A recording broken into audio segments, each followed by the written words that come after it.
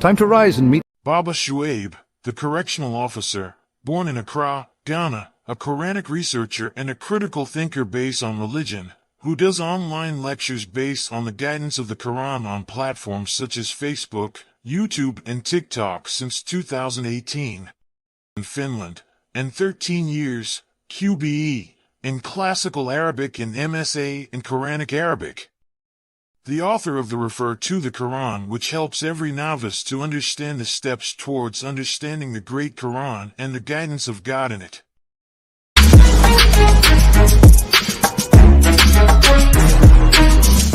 Time to rise and meet the challenge. Baba Shuaib is calling you out. Meet Baba Shuaib, a correctional officer with a mission. Today he's throwing down the gauntlet to the mushriks, no more holding back. With his logo shirt and cap, Baba Shuaib sits tall and confident. He says, "The time for action is now. It's time to rise, to push past limits, and to become the best versions of ourselves." Baba Shuaib believes in the power of determination and resilience. His challenge is simple. Stand up, face your fears, and conquer them. Every day is a new opportunity, he says. An opportunity to grow stronger, to be better, and to leave a mark on the world. So, are you ready to accept Baba Shuaib's challenge? Are you ready to rise above and beyond? Join Baba Shuaib and let's show the world what we're made of, because the only limit is the one you set for yourself.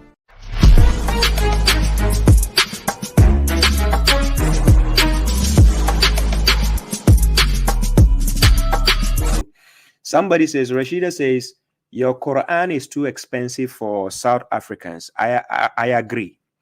I agree. And this is one of the reasons why I'm working on going to Ghana, so that I can get the African version. When I say African version, the local African version, meaning the printed in Africa, so that it can be very, very economical and affordable for people in Africa to order from. Because the printing press in Europe is usually, the standard is very high and the pricing is very, very high. You understand? And to be honest, I will tell you emphatically right now, I never took any sponsorship to print the Quran. I use my own hard-earned money to invest in printing. So people think I'm just doing this for business. If I have the means to have a sponsor who can actually sponsor this book to be distributed free of charge, wallahi lazim, I'll do it. Seriously, wallahi. If the critics out there saying, Baba Shuaib, you read the Quran, you are doing business, you are you are selling, come to Finland and see if I'm starving. I'm not starving, right? What I want you to understand is, after me using my 6 years of my own time, which even caused me problems with my family to translate the Quran, the software, everything I use, my time and everything for the sake of God, you expect me to put it out there for free again? How? No, you tell me how. With which money? You understand? So the money that I have invested, I have to get it back. Then if we can get to the level where people can help push it to become free, wallahi lazim, let's do it. For those who are criticizing me, I wish you will step forward. Wallahi, come forward. Come and give me 20,000 euros. Please come forward. Give me 20,000 euros. We will do it free. I'm not going to sell the copies anymore. Wallahi. For those who have the PDF copies, usually people come to me, I give them for free. Are you getting the point? I give them for free. I don't ask for money. The reason why I put some of the versions online so that people, I already explained it several times. Those €1, €2 I'm charging you, it's to add up to the donation, the fund me, the foundations that I normally feed people. That is the money where I connect it to. The €1 you are buying the PDF, €2 you are buying PDF will do me nothing. Wallahi, I will tell you for a fact. The €1, the €2 of the PDF you are buying, because if I'm actually intending to sell it, I will not give to anybody for free the PDF. I normally ask people who contact me direct. I give them for free. So it is not about your money. Even the website I have is free. When you go to read it, do you pay for it? Nothing. But I see some bozos, some jealous hypocrites. They think Baba Shuaib is just here doing business.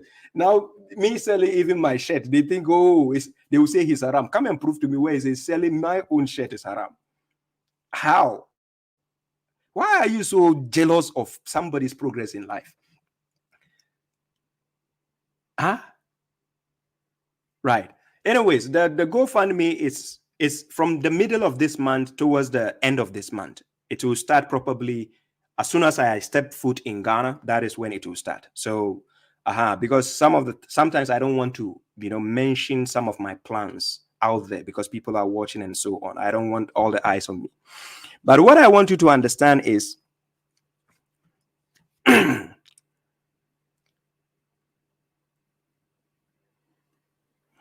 yeah, thank you very much. Hello H. He says, I went to a local bookshop and the most basic Quran cost over £25. Without translation, nothing. Your Quran is detailed and so comprehensive. You must charge for your work. And it's not, Brother Hello. I don't know if it's a brother or sister, but let me tell you for a fact, I'm not charging for my work. No. My work is to God. But I'm telling you, my heart, look, I never took any sponsorship from anybody. I don't have any sponsorship. Check for people who have my copies of the Quran, the hard copy. You check on it. There's no sponsorship where it says a sponsor sponsored this work, and no. It is. I don't know. Let's not go far on this. Let those hypocrites who are pointing fingers says Baba Shrabi is selling his copy. Please, I want them to come and donate 20,000 euros to me. Those hypocrites. Let them come and donate 20,000 euros to me directly. I will hand it over to them. Let them publish it for free for people to have it. Wallahi, I'm ready, right? So no problem. Let's move ahead. So I told you about the GoFundMe. Listen, you already know about it. But let's move. I have this one funny video. I want to play. This guy, this scholar, Asim al-Hakim, he was I think he was lamenting, or is it complaining or lamenting concerning how people are attacking him or something, right? So he's being emotional. So let me play the video. I found the video very funny somehow. So I played a video. Let's hear what he said. Okay, but before I put that video, okay, there's a video. I am so shocked by the amount of haters that I have. It's all good for business. I'm getting lots of good deeds from them, alhamdulillah. Keep up the good work. You're not going to get under my skin. I'm not going to be affected by that because I'm not saying to please you or others. I'm saying what I'm saying to please Allah. This is what I believe. So these people who keep on slandering me and saying bad things and awful things about me, they themselves consume nutmeg without any... Okay, that is Asim al-Hakim, the video. Oh, yeah, Imran Khan, I saw your comment. Yes, God bless you. I appreciate that. Yeah, Requiem Eterman. Yes, thank you. Thank you. But anyways, so this is Asim al-Hakim. Salam Abdullah Murtala. Yeah, I see you. Okay. This is Asim al-Hakim. Let me repeat the video again. So shocked by the amount of haters that I have. It's all good for business. I'm getting lots of good deeds from them, alhamdulillah. Keep up the good work. You're not going to get under my skin. I'm not going to be affected by that because I'm not saying to please you or others. I'm saying what I'm saying to please Allah. This is what I believe. So these people who keep on slandering me and saying bad things and awful things about me, they themselves consume nutmeg without any... Okay. You see, this is Asim al-Hakim. I think he was attacked concerning nutmeg. He mentioned something concerning nutmeg. But there are certain things he said in the video that I can resonate with. But then he mentioned somewhere that is good for business, but I know it's just like metaphorically he's speaking in that sense. Then he went ahead to say you'll be earning sins and so on. But the point is, look, He said he's doing it for the sake of Allah. He's pleasing God. I wish it is true.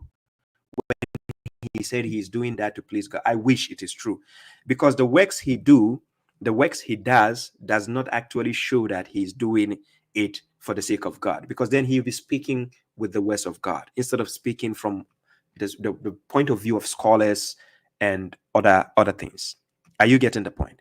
So he actually speaks in the point of view of scholars and his own opinion. He doesn't speak what God says.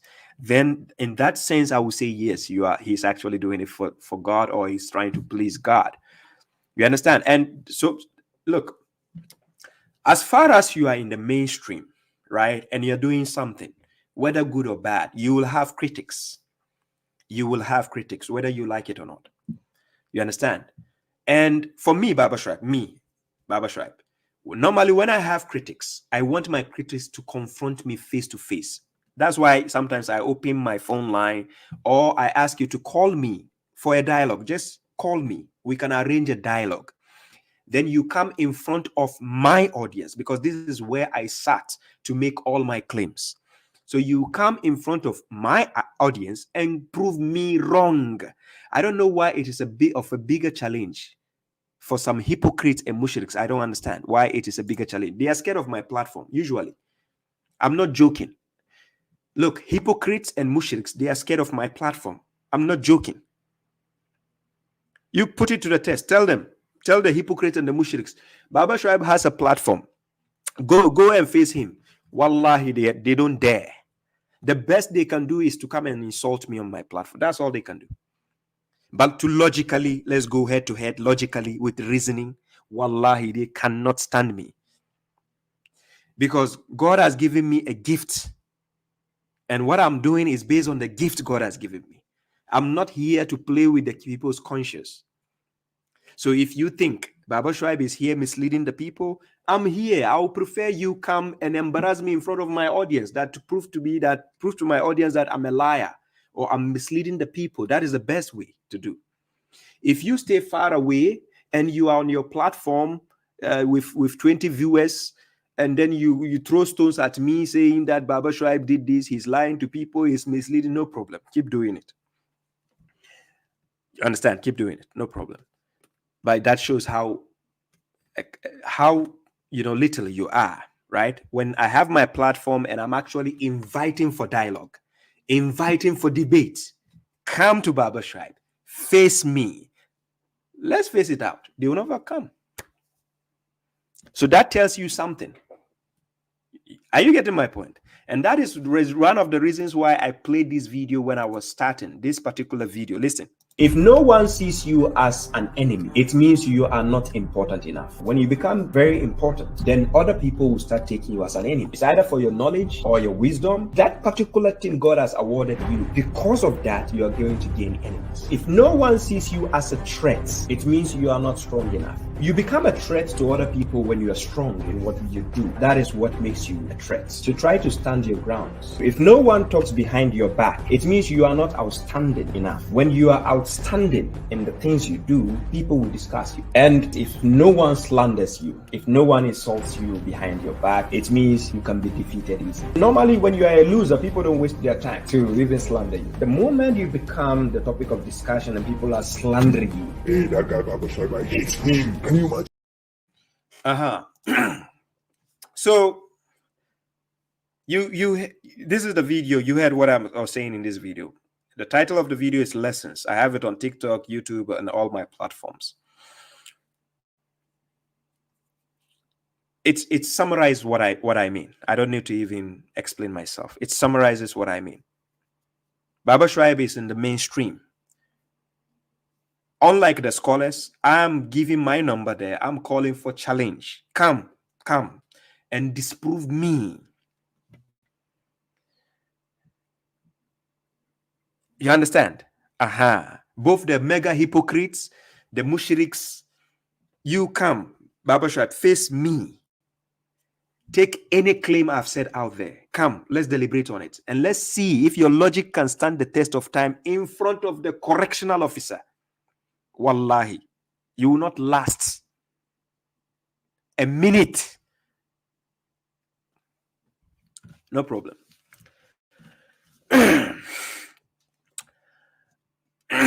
So let's go with this.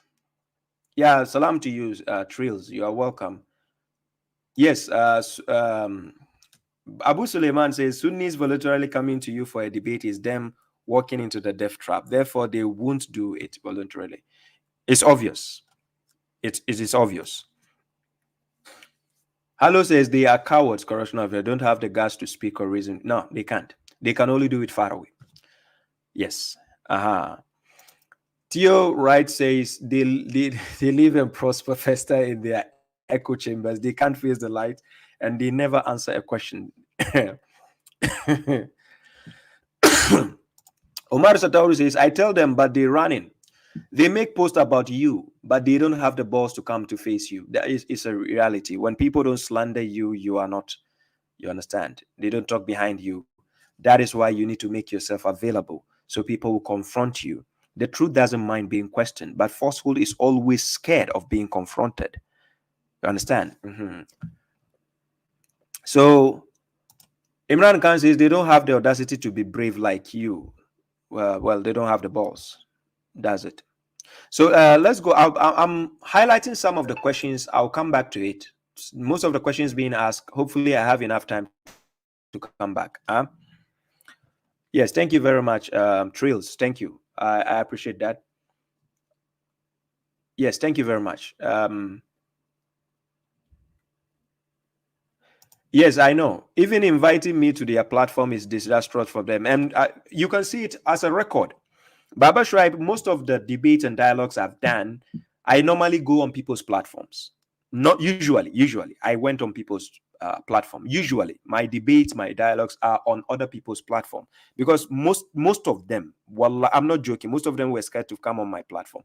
So at the end of the day, I say, okay, no problem. I'll go to your platform. Because look, I have nothing to hide. I keep saying everything I say, I can prove it. Everything I say, I can prove it. Just come and confront me face to face. Don't be keyboard warriors. That's what I don't like. Right? I have a life. I have a family to feed. You understand? So if you be in the keyboard section and then you want me to stoop so low to your level, and then I'm calling your super warriors or superheroes to come and fit me, they are scared. And then you think I'm scared of you, the bozos out there? Hey, and then think twice. Anyways, let's go to the next video I'm playing is from Asim Al Hakim. He has a video. This is the video. This video I found very, very interesting. Before I open the time, the chance for the question and answer, let me play this video. This is the second video I'm playing from Asim Al Hakim. House lizards that you see on the walls.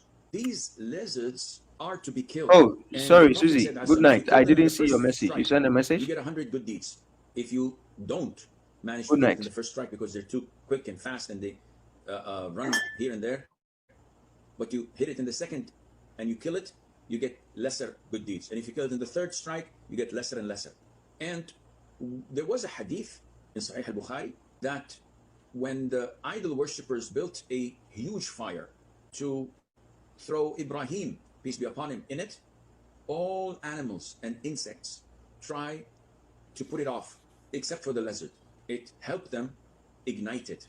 So our enmity and hatred to the lizard is religious, not because it's a repulsive insect, which is, but because it helped against Prophet Ibrahim, peace be upon him, and Allah Azza wa Jal knows best.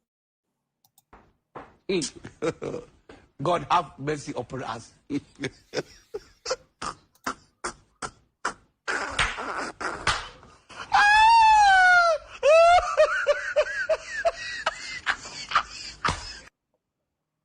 Unfortunately, the sound was very low, so people didn't hear from the beginning. Let me repeat the video. He's talking about lizard. So the mushriks, they have enmity against lizard. Okay, so let me replay the video.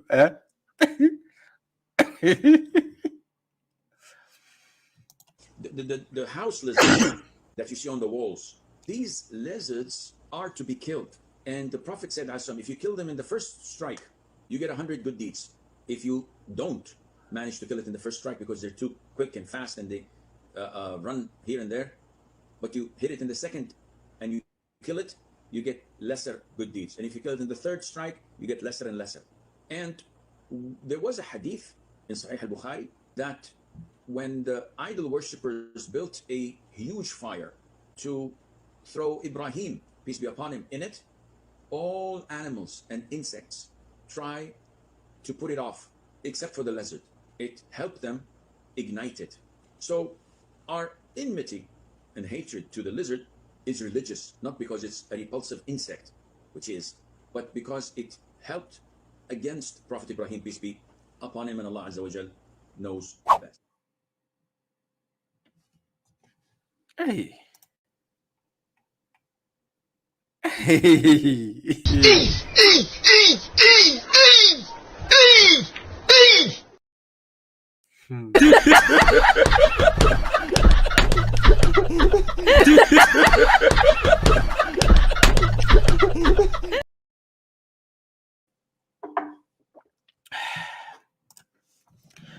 Ladies and gentlemen, you heard what Asim al-Hakim said. Okay. So the mushriks, they even have enmity against a lizard. So imagine if they have enmity against a lizard. Hey, were you? If they have enmity against a lizard, can you imagine? Hey. Seriously, lizard is living his life on the wall, on the hey. And he says the enmity they have against lizard is religiously, is based on religion. Hey, why? Where is it mentioned in the Quran that the lizard, that your enmity? Why?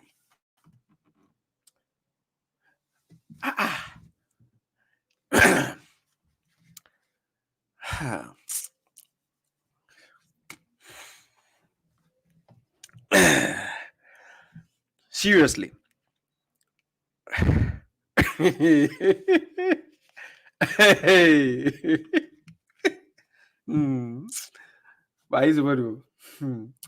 So this is what they hate us for. They hate us because of these things we spoke about against them in their own fabricated books.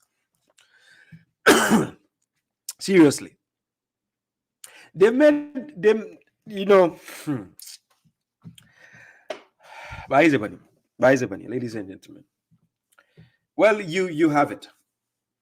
This is what the mushriks are up to.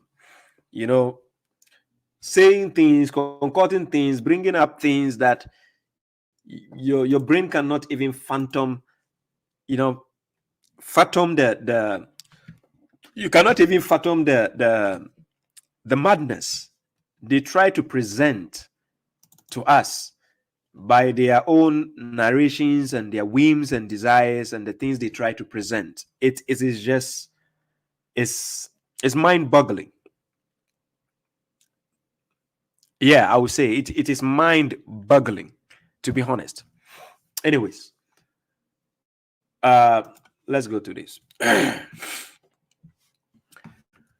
So somebody asked a question. He says, Salam, everyone. Salam, Brother Shuaib. Can we ask questions now? You will take questions later on. Yeah, I can take questions now. Somebody says, Salam, what do you think about Saint Murad Quran translation? He claims our translation in English is false. He claims. He made a claim. He just need to prove it. If he makes a claim, he need to prove the claim. Why he said the translation is false. Many times some people ask me, do you think your translation is perfect? It's not a question for me to answer. It's a question of, let's deliberate on any topic you find in the Quran translation I've done. Then we can talk about it. To err is human. It is only God who doesn't make mistake. La yadillu rabbi wa la yansa. But to stupidly ask me that, do you think the Quran translation you did is perfect? Why will I be thinking that I will put an error out there for people? But there could be a mistake. I can make, to err is human. I can make a mistake. So you, the intelligent person, has to bring my attention. Let's sit down and deliberate so that you pinpoint for me, oh, here you are supposed to write punishment and then you wrote punishment. Then I can correct it, bringing my attention to that. But to just ask me that kind of question, what are you trying to insinuate? So where the question is a small question. Why didn't you translate the word Houris or Houris? Can you give us your view about what are Huril Ain mentioned in 5:56:22 and 44:54? You can check if you have my translation. I put it on the page. 56:22. Let me put it on the screen. So here,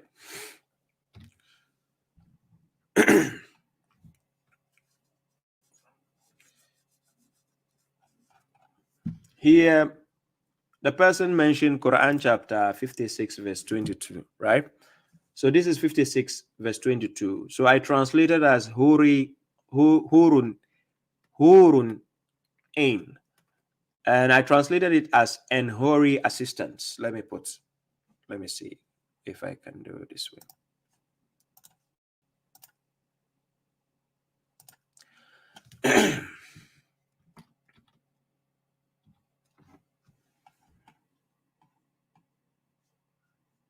Yeah, I think this is clear enough, right? This is how I translated it. Now, so when you take the word Huri, so you can put it in the dictionary just as I wrote it, right? Then it says a voluptuously beautiful young woman, right? That is what it means, Huri. Or we can say a nymph, which is still classified as a voluptuously beautiful young woman. Okay, so now we go back. Then he says, and Huri assistants. Apart from that, the brother asks, and he says, Quran chapter 44, verse 54. Quran chapter 44, verse 54.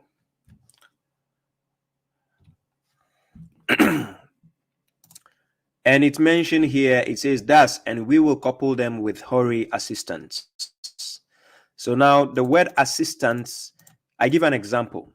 If we are talking about paradise, and then in our world now, if you're talking about having, like, I'm just giving you an example, hypothetically, let's say we have a waitress, right? When you go to any, let's say you went for, what example can I give? Like a big hotel, or you go to a big type of restaurant, or just mention something I can talk about. Even when you are in the aeroplane, you know, normally they will use a lady who will come and serve you the drinks. And, you know, I'm not saying it's only limited to ladies, but I'm just saying that kind of example. So that is why the ain assistant is qualifying the huril. So this huril ain are just there to present you with the things that are there to be presented. But it doesn't mean this huril ain, as the hadith people will say 72 virgins and so on. No, not in that sense. Quran never said you'll be giving 72 virgins or giving ladies to sleep with. No. You understand? So let's take, thank you very much, Hassan Sami. Thank you for the gift. I appreciate that. God bless you.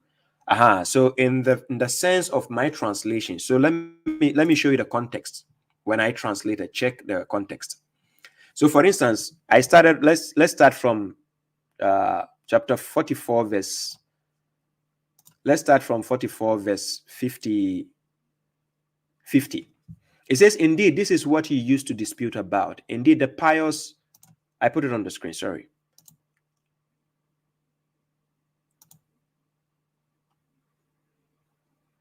Yeah, I put it on the screen. It says, indeed, this is what you used to dispute about. Indeed, the pious will be in a safe place, right? In gardens with springs, wherein wearing or dressing from what? Silk fabric and brocade, facing each other. Then he says, thus, and we will couple them with hoary assistants. They will request all fruits therein safely, right? They will not taste death therein except the first, that is the previous death, and he, God, will safeguard them from the punishment of hell. As favor from your Lord, that is a great achievement, right? Okay. So now, based on what I just read, starting from verse 50, tell me if the verse 54 I just read doesn't still fit in the context of the verses I just read. Tell me if it doesn't fit. It will still fit. Okay, so now let's go back to the other verse the brother quoted. So then to give you the gist and the example of how to understand the verse. So 56, verse 22. In 56, verse 22, so let me start from above. So let's say I will start from verse 17. So 56, verse 17, I go. Immortal children, I can go above. Let me start a bit above. Here, verse 12. It says, in the gardens of bliss, a group from the predecessors and a few from the later generations. Then it says, on decorated couches, resting on them, facing each other. Immortal children will circulate around them with drinking glasses, pitchers, and cups of spring water. There will be no headache therefrom, nor will they bleed, and fruits of whatever they prefer. Then it goes 21, and the meat of bird from whatever they desire, and hoary assistants, right? So I gave the reference to 44:54 and 52:20 as well as mentioned. Then it goes, as the likes of protected pearls. Then it goes, as a reward for what they have done, they will not hear nonsense therein, nor offense, except stating peace, peace. You understand? So now when you read, it is not saying here, for instance, when you take my translation of 56:22, this hoary assistance, as I just give you the example, it still fits in because we are talking about paradise, right? So it still fits in. There's nothing wrong with that. So you just need to understand the role of the Hurul Ain in paradise only.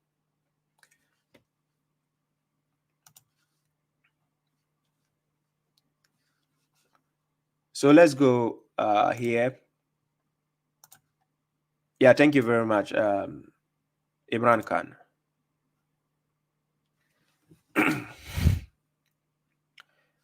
The Hur, just as I wrote it, the Huri, you can search it in the dictionary. You can check the etymology of the word. Just check Houri. You understand? It's like a nymph. And when we say a nymph, NYMPH, right? It says a voluptuously beautiful young woman, but their role has been classified, explained. You understand? Okay. So the next question is, she says, Baba, I have a question. Is the Messiah just a proper name that is part of his full name, which is the Messiah, Jesus, the son of Mary? Because Quran chapter 3, verse 45, let's check. In Quran chapter 3, verse 45, it says, and when the angel said, O Mary, indeed God gives you good news of a word from him whose name will be the Messiah, Jesus, the son of Mary, prominent in the world and hereafter and among those nearby. It is based on this word, the Messiah, that people started using the word Jesus Christ. Right? The Messiah. Right? This word Messiah is synonymous with the word Christ. Right? Christ. So now it is based on that word, Messiah, which means an expected deliverer, which is Christ, or which is Masih, which is Messiah. So here, God is saying whose name will be. So the name Masih was added as a title to the name Isa. It's just like saying his name will be Mr. Shu'aib. You see, the Mr. is there as a title added to the name Shu'aib. But the Mr. is not that exact name. The exact name God normally uses in the Quran is he uses Isa bin Maryam. Isa. Usually he uses the word Isa bin Maryam. Isa, the son of Maryam. You understand? But the Masih is to qualify the title of what he is there to be or to do. You understand? So he says, will be the Messiah, Jesus, the son of Mary, prominent in the world and the hereafter and among those nearby. You understand? So those who will be nearby to God, yes, that is the classification. The next question is, how many heavens are there? Because the Bible says God created 7 heavens and 7 earth. Please enlighten me about it. So concerning the heavens, if you go to Quran, let's take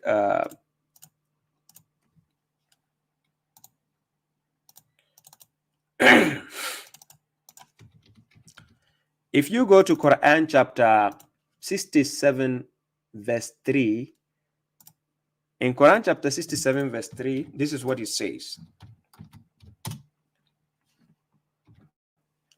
It says the one who created 7 heavens in layers. So it is based on a layer, right? It is in layers.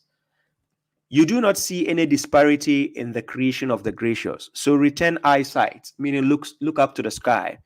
Do you see any defects? You understand? So God has actually created the heavens in 7 layers. It is based on layers that he made. So yes, it is layers. You understand? So there is nothing wrong with the layers, but it's not the concept of just assuming that. Oh, what happened? Yeah. So Abdullah Murtala, your question saying how many heavens are there? Yes, concerning the layers of heavens, yes, there are 7. The Bible says God created 7 heavens and 7 earth. It's not 7 earth, it's the layers still. I give an example. He mentioned the earth as also in layers. Quran chapter 65 verse 12. In Quran chapter 65 verse 12, this is what he says. God is the one who created 7 heavens and of the earth the like of them. You understand? The command descends among them so that you may know that God is capable of all things and that God has encompassed all things in knowledge. You understand? So he already explained in chapter 67 verse 3 that the way he created the heavens, 7 heavens, are based on layers. So same, the like of them goes with the earth also. It goes in layers. And scientifically, it has been proven by science, the layers of the earth, right? When you are digging the earth going down, it has layers going down, right? So 7 layers. It has scientifically been proven also, right? So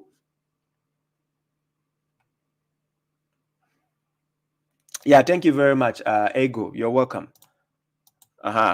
Yeah.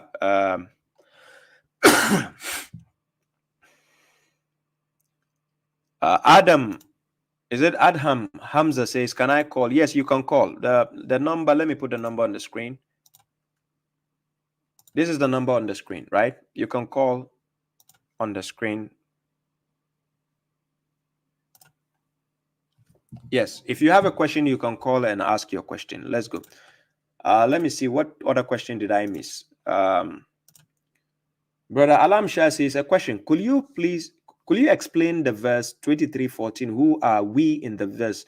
Are God and the angels working together? Here at the end of the verse, God saying he is the best of creators. There can't be another creator besides God. So why does God mention creators in plural form? And who are these creators? This caller, please, let me call you back, please. H, calling from UK. I call you back right now, please. Let me answer this question before you call again, please. So, brother Alam Shah is asking a question. We take Quran chapter 23, verse 14. Quran chapter 23, verse 14, we see here it says, then we created the sperm into a clot. Then we created the thrombus into an embryo. Then we created the embryo into bones. Then we covered the bones with flesh. Thus, we established him into another creation. And blessed is God, the best of creators. Brother Alam Shah is asking a question: why is we used to be explained, and then at the end it says God is the best of creators? Yes, they are creators also, like the creators of iPhone, laptop, Elon Musk creating for you Tesla, and then we have the robots, we have Sophia, the robots. They are also all creations, but they are distinguished from the creation of God. So when he says God is the best of creators, they are creators. The microphone I'm using, this mobile phone I'm using, it was created, right? It's also created. So when he says God is the best of creators, we are talking about in terms of to create something, to invent something that you have created. Yes, God is the best because his creation is unique from the other creators. That's why he mentioned that example. But as for the we use, remember, the Quran was delivered by the messenger, Gabriel, to the prophet. So he is the mediator in between the prophet and God. So when delivering the message, he can act in some people will say the royal we. But let me give you an example. I work in the sales and marketing department. Salam, Brother Shaheen Sam. I work in the sales and marketing department, and this is how it works. In the branch I work, I am the supervisor of the branch I work. So what happens is during my work, sometimes we have clients who ask that, hey, are you guys going to get this product in stock? You understand? Then I say, yes, we are trying to bring it. We will bring it by next week. We. So I will keep using the word we because based on the position I've been given, and I'm answering on behalf of the boss or of the company, right? Remember, the angels, the keepers, they are working for God. So they have the permission. And I give you the verse to back that up.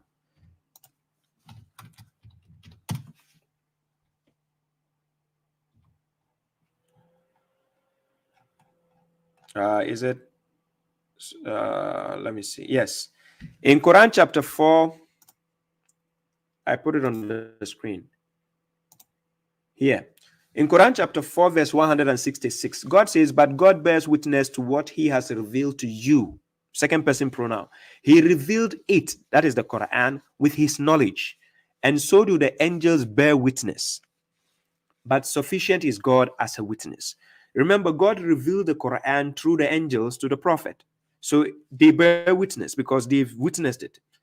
That the message God has given, what has revealed, it came through the angels to the prophet. You understand? So the prophet, the angel or Gabriel, who is the mediator between God and the messenger, he can use the word we to deliver the message because he has been given the permission to deliver it in such manner. So that is why when you take Surah Al-Ikhlas, chapter 112, you will see the prophet being instructed, Kul hu Allahu ahad. Say he, God, is one. You understand? So if it was God directly talking to the prophet, he would say, I am one. Just like when he was talking to Moses. When we check when he was talking to Moses in Quran chapter 20, verse 14, this is what he said. God himself said, indeed, I am the God. You see, I am the God. There is no God except me. So God himself speaking, he has to distinguish between his authority or who he is concerning to when he sent a messenger to act as a mediator in between to speak on behalf. You understand? So when you take the Quran, we even have verses where God was speaking on behalf of the jinns concerning what the jinns said. It is being narrated to the prophet. It wasn't the jinns speaking to prophet directly, according to Quran chapter 72. So let me give you the example again. Quran chapter 72, verse 1. Salam to you, my elder, Faisal Rabi. You are welcome. God bless you. If you check Quran chapter 72, verse 1, this is what it says. It's telling the prophet, the messenger, to say, it has been inspired to me that a troop of the jinn listened and said, indeed, we have heard an amazing Quran reading. Are you getting the point? So now, it is not as if Muhammad himself directly heard the jinn speaking. No. It was based on the inspiration revealed that this is what they said. So he's like reinstating or saying again what they said. You see, so the we has been used, but this is based on what God has revealed to him as to what they said. So he the messenger also, which is the Gabriel, acting in between Muhammad and God, he has the right, based on God, he has the right to use the word we. And I'm going to break this down again with another verse. In Quran chapter 37, verse 164, this is what it says. It says, and there is not one of us. This context is talking about the angels. There is not one of us except he has a fixed position. So every angel has a position or has a fixed place they have to be. Just like God told us in the Quran, we have two keepers around us. Yeah, you have two keepers guarding you, right? Then we have the ones who are in front of you and behind you, invisibly. You don't see them. But because we have faith in God, we believe. You understand? So nobody can say, oh, I don't. The moment somebody tells you in the Quran, he believes in the Quran, and he says he doesn't believe there are angels around him, that person is kaput. He's not a believer. Yes. You have to have faith in what God tells you, because God is not going to lie to you. Just like if somebody knows about technology and tells you there's Wi-Fi around you, you might not see it, or you might not know there's Wi-Fi, but because he has the gadget, you have to believe what he's saying. He has the gadgets to detect a Wi-Fi network around, even though your eyes cannot see the Wi-Fi network, right? So now, if he tells you there's Wi-Fi here, you will believe, because if you have faith in the person, you are going to believe. Are you getting the point? Okay. So here it says, and there is not one of us except he has a fixed position. Then 65, for indeed we, the context is talking about the angels. Indeed, we are the arrangers. Then he says, and indeed, we, the angels, are those who glorify. Because if you go to Quran chapter 7, verse 206, they glorify God, they are with God and they glorify him, and they never get tired doing that. They are not arrogant. You understand? The angels glorify God more than we, the human beings, do. Yes. So you remember when God was creating the human being, when he was placing the successor on earth, what did the angels tell him? Are you going to put there in someone who sheds blood and causes corruption, whilst we glorify you and sanctify you? Are you getting the point? Because their duty is to glorify God. They glorify God regularly than us. Yes. So I hope that I've done justice to the point. So let's see here.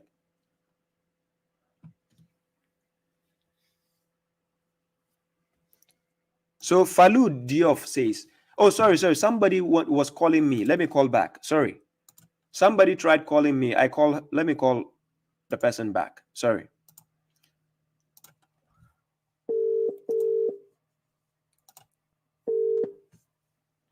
Hello. Yes, hello. Salam to you, sister. Thank you ever so much for returning my call. My name's Hina and I'm calling from London, the UK. And I'd like to begin by thanking you for all your hard work and for everything that you do. Forgive me, but I have a slightly controversial question. Sorry. Okay. Thank you. Thank you for your point. Yeah. Yes. So my question, officer, is Mecca, Medina, and I wish not to cause anyone any offense, but the pilgrimage, I'm concerned by this because I can't see anywhere in the Quran, from as far as I understand, that the pilgrimage that we do, throwing off the stones and the circumambulation of the Kaaba, there's nothing in the Quran that identifies this practice. Sorry, just very quickly. Number two, me personally, and this is my opinion that I hold, and I ask for forgiveness if I offend anyone, but it's an opinion that I hold, and that is, this Kaaba is almost a pagan or idolatry kind of worship that's taking place. So if you could kindly enlighten me, I would be so grateful. Yeah, thank you for your question. Your first question has to do with throwing the stones, right? Yes. Throwing the stones is not found in the Quran. Actually, it's a pagan concept to be throwing stones. Throughout the Quran, consistently, God talks about the people who normally talk about throwing stones are pagans. The mushriks or idolaters, they normally threaten throwing stones every time. So the act of throwing stones can never be found for a believer where God says you should throw stones to anything or to anyone. Neither did Abraham do it, because their excuse is, I think Abraham and his wife, they will say Sarah, that she is the one trained. No, it's not true. So the concept of throwing stones is not Quranic. It's not coming from the book of guidance. No. Then the second lead concerning the circumambulating the Kaaba, is lost in translation. It's a mistranslation. When we say you do tawaf to something, it's about visiting. You understand? You go around something. If I say go around something, it's not like you're doing it in a ritualistic form. So where did this concept emanated from? We can check in Quran chapter 22, verse 27, when God told Abraham to announce the Hajj, the pilgrimage to the people. He says, and announce, I put it on the screen. I don't know if you can see my screen. Let me see. Can you see the screen? I'm afraid I'm not able to. So I'm going to try. No problem. So let me mention it. Maybe when you rewatch the program, you see it. So then the verse says, and announce among the people about the pilgrimage. They will come to you by walking and by every means, coming from every deep road. Then he says that they may witness the benefit for themselves and commemorate the name of God during the well-known days over what he has provided for them of livestock animals. So eat of them and feed those who are miserable and the needy. Then 29 says, and let them conclude their quenching, and let them fulfill their vows, and let them walk around the ancient house. So the example here is, God never said you are going to do it in the manner in which the sectarians or the Sunnis or the Shias are doing. That's not the manner. You understand? Right. The manner here is, I give an example. When somebody goes to a museum, let's say you paid a visit to museum. What do you think a person normally does when they visit a museum, when they are looking at an artifact or something of high esteem? Remember, the word ancient is mentioned. So when you go to something which is an antique or ancient, what do? You go around it. You're looking at it, right? Yes. You are examining it and going around. It's not like in a ritualistic way where you have to go 7 times, 10 times. No, God never said that. So the act of pilgrimage is you are traveling to a sacred place to visit. And actually, sorry. yes. And actually, it is not mandatory for everyone to do that. May I just interject for one moment? Thank you for that explanation. Sure. My concerns go a little bit higher, and perhaps I didn't articulate that properly at the start, and that is, does Mecca even exist? Because I'm led to believe that there's something called Bakkah, not Mecca, in the Quran, and I just find the whole ritual situation occurring here just really, really bizarre, to be frank with you. People dressed half naked. They have to wear these white robes, and they have to, according to the hadith, show off their arms. When you go to a mosque, for example, men and women are segregated. Yet all of a sudden, in this pilgrimage, men and women are all walking around. It just seems so bizarre to me. and so strange that God would want us to perform a pilgrimage. How do we even know that this is a sacred place that God mentions in the Quran? Okay, thank you for your question. Before I go to the initial question you started with, let me answer the last question. You see, Yes, the thank you. act of dressing white, wearing the towel around you, and mixing men and women, this is not a command from God. That's not how God instructed it. And as a matter of fact, that place used to be an idol worship place again, before even the prophet. Absolutely. Before the prophet dominated that. If you read chapter 9 and chapter 8, you find out that the mushriks dominated the zone, and they were using that zone for idol worship. According to Quran chapter 8, verse 34 to 35, it gives you the evidence of what the disbelievers were using that place to do before. So when the prophet dominated with his believers, they conquered the zone. What happened is to actually sanctify the place, to actually purify the place. Are you getting the point? So now let me take you back to the Quran first. If I take you to Quran chapter 14, verse 37, you remember initially I was quoting Abraham. I was telling you what Abraham was asked to say. Okay, let's go to Abraham again. Quran chapter 14, verse 37. This is Abraham speaking here in this verse. If you read from above, you see the context. But chapter 14, verse 37, it says, "Our Lord, indeed, I have settled some of my offspring in a valley without planting, near your sacred house, our Lord, so that they may establish the Salat. So make the minds of the people inclined to them and provide them with fruit. Perhaps they will be thankful." Now, talking about Abraham, Abraham settled at a place called Bakkah in his time. Remember, the timeline of Abraham is not the same timeline of Muhammad. Absolutely. There are centuries, many centuries in between them came to pass. You understand? So the timeline of Abraham, Bakkah is not the same timeline of Muhammad, where they call Mecca. But I'll show you the difference. Now, you initially asked the question that whether Mecca is mentioned in the Quran. Yes, it's mentioned.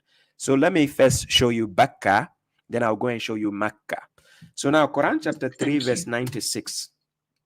God is mentioning concerning Abraham. Then he says, the first house set up for mankind was that which is at Bakkah. This is Bakkah.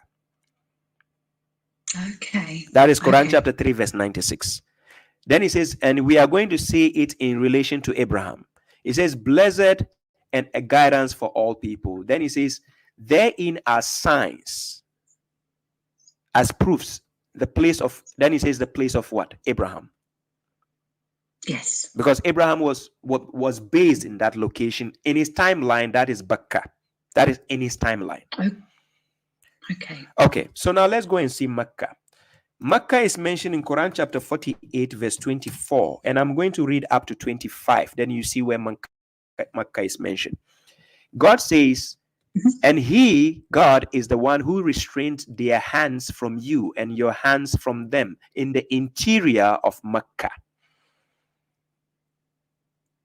Wow. And this verse is related to Muhammad and the believers at his time. You see different timelines altogether, but mentioned in the same book. Now, so he says, in the interior of Mecca, afterwards, he caused you to overcome them, and God is cognizant of what you do. Then verse 25, I'm going to show you that the sacred mosque, the sacred Masjid, is even in the same zone with Mecca.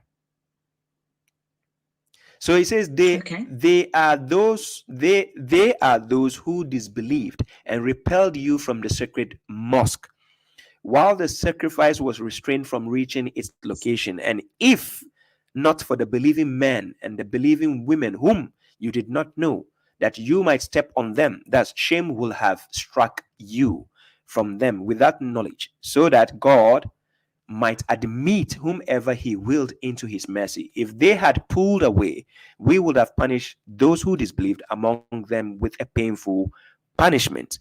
So in relation to the question you asked concerning Bakkah mentioned, yes, Bakkah is mentioned in the Quran. Mecca mentioned, yes, Mecca is mentioned in the Quran. But some people will say, what is the difference?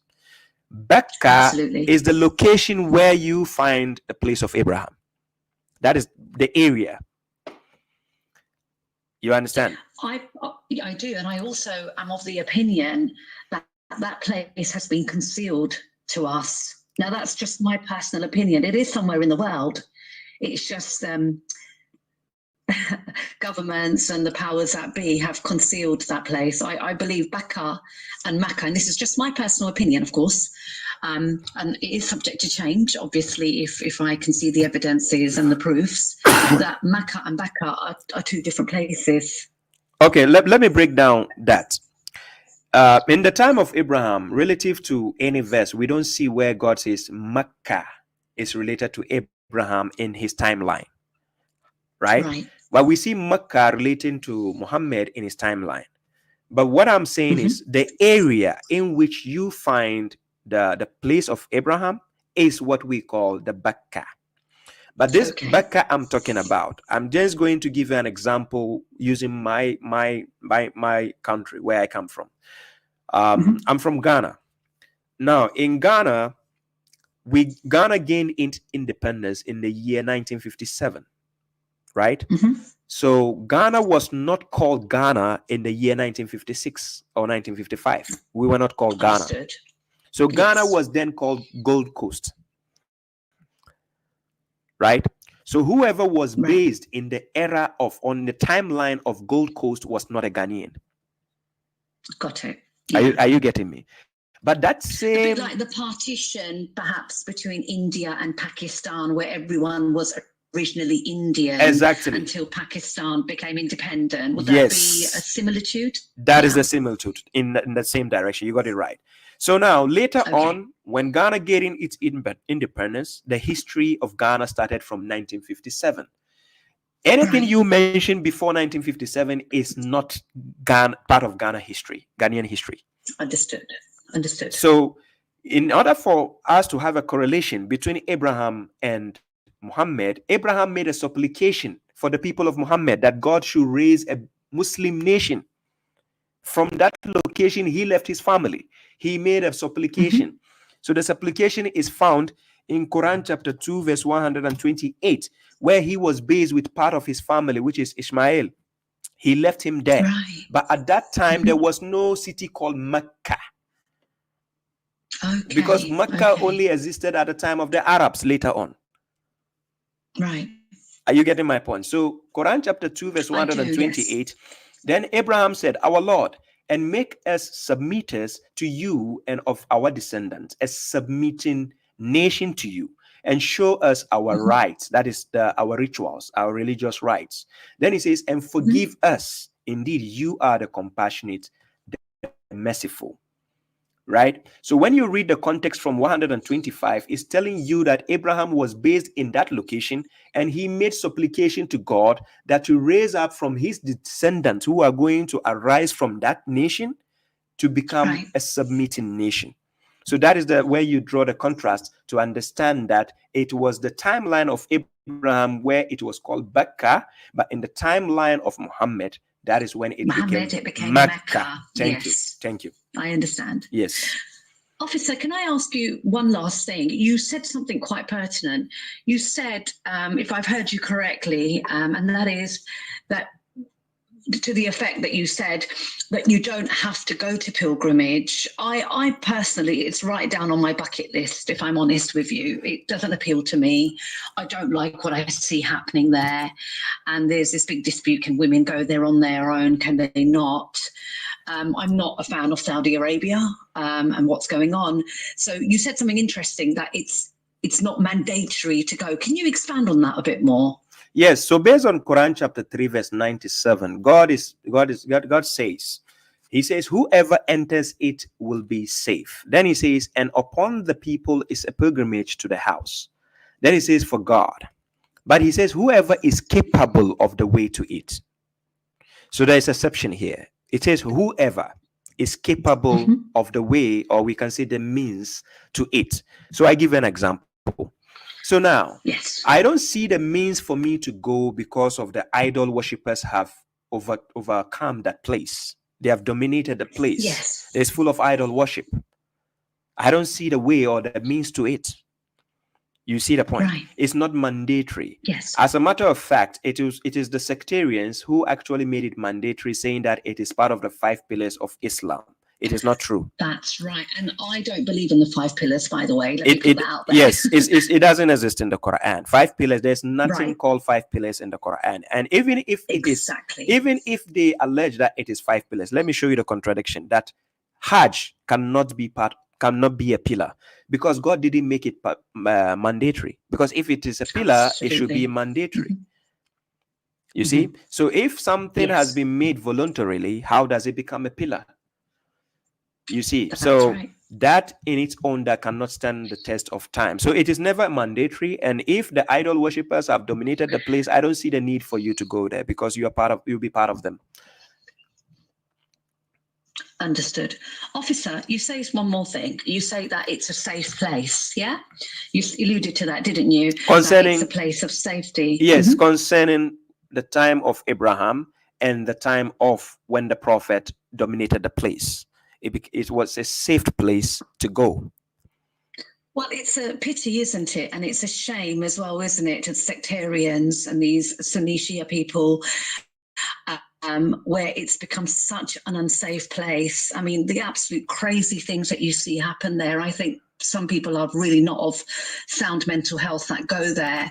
And also, if it's such a safe place, and forgive me for speaking like this, but why do women get attacked? I mean, the things that happen there are deplorable. I mean, I've seen videos of half-dressed men, and I'm trying to keep my language very sober at the moment, you know, women being attacked, you know, people licking the black stone, slobbering all over it. I mean, what on earth is that all about? Okay, so let me address that point. First of all, there's no such thing called black stone in the Quran. Secondly, there's no stoning of the devil in the Quran. Thirdly, there is no such thing. You have to go around the Kaaba 7 times. There's no such thing. Thirdly, there's no something like mixing men and women to be kissing black stone and pushing each other. Nothing like of that sort. Fourthly, there's a lot of things have been invented which is not part. So it doesn't bring the safety. You can see how much people die when they go there. You can see the struggles people go through. So the safetiness have been taken away. So let me show you why it is not befitting for a believer nowadays to step foot in that place being dominated by sectarians or mushriks. Chapter 9, verse 107. I just put it on the screen. In chapter 9, verse 107, I'm going to read it up to 109. It says, "And there are those who have taken a masjid for wrongdoing, disbelief, and division." Wow. And among the believers. Because those people are claiming to be believers, right? Yes. So they cause the division among the believers. And as an observation post, because that place is more like an observation post for them. Then it says, "For those who wage war against God and his messenger," because God and his messenger will not tolerate the kind of Hajj they are making people do right now there. No way will God and his messenger, if messenger was alive today, no way will God and his messenger allow the things they are doing now to take place. Yes. Then it goes, it says, that is before, and it says, "And they will swear we only intend the best, but God testifies that they are liars." Then the context continues. Then God says, "Do not stand therein ever." Do not stand in such a place, which has already started causing division and all that. Do not stand therein ever. So he used the word abadan. Abadan is to place even a bigger emphasis on the statement that you don't dare stand in such a place. Then he says, "A mosque or a masjid established on piousness from the first day is more suitable to stand therein, wherein are men who love to purify themselves. And God loves those who purify." 109. So it's one who has established his building on piousness for God and his approval better, or one who has established his building on an edge of a collapsing cliff. Then it collapses with him into the fire of hell, and God does not guide the transgressing people. So based on the verses I just quoted right now, any place of worship which has been taken for causing division, disbelief, and other things which are not authorized by God, it is not befitting for you, a believer, to stand in such a place. Thank you. You're welcome. That makes tremendous sense. You've backed everything up with Quranic verses, chapter and verse. Yes. And I'm almost relieved to hear you say that, because when I look at the pictures, it seems very nefarious, incredibly dangerous. And to be perfectly honest with you, an absolute waste of money. We know that zakat and salat are emphasized in the Quran. And I often wonder to myself, all that money that people spend, I mean, these are expensive pilgrimages, officer. These aren't cheap.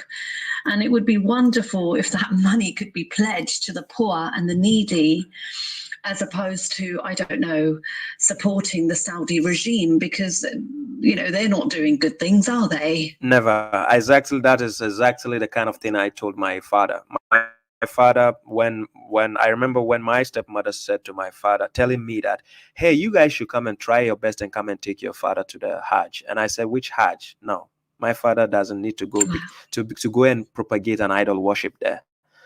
It's not befitting for my father to go. I would rather do other things for my father than to take him to that place.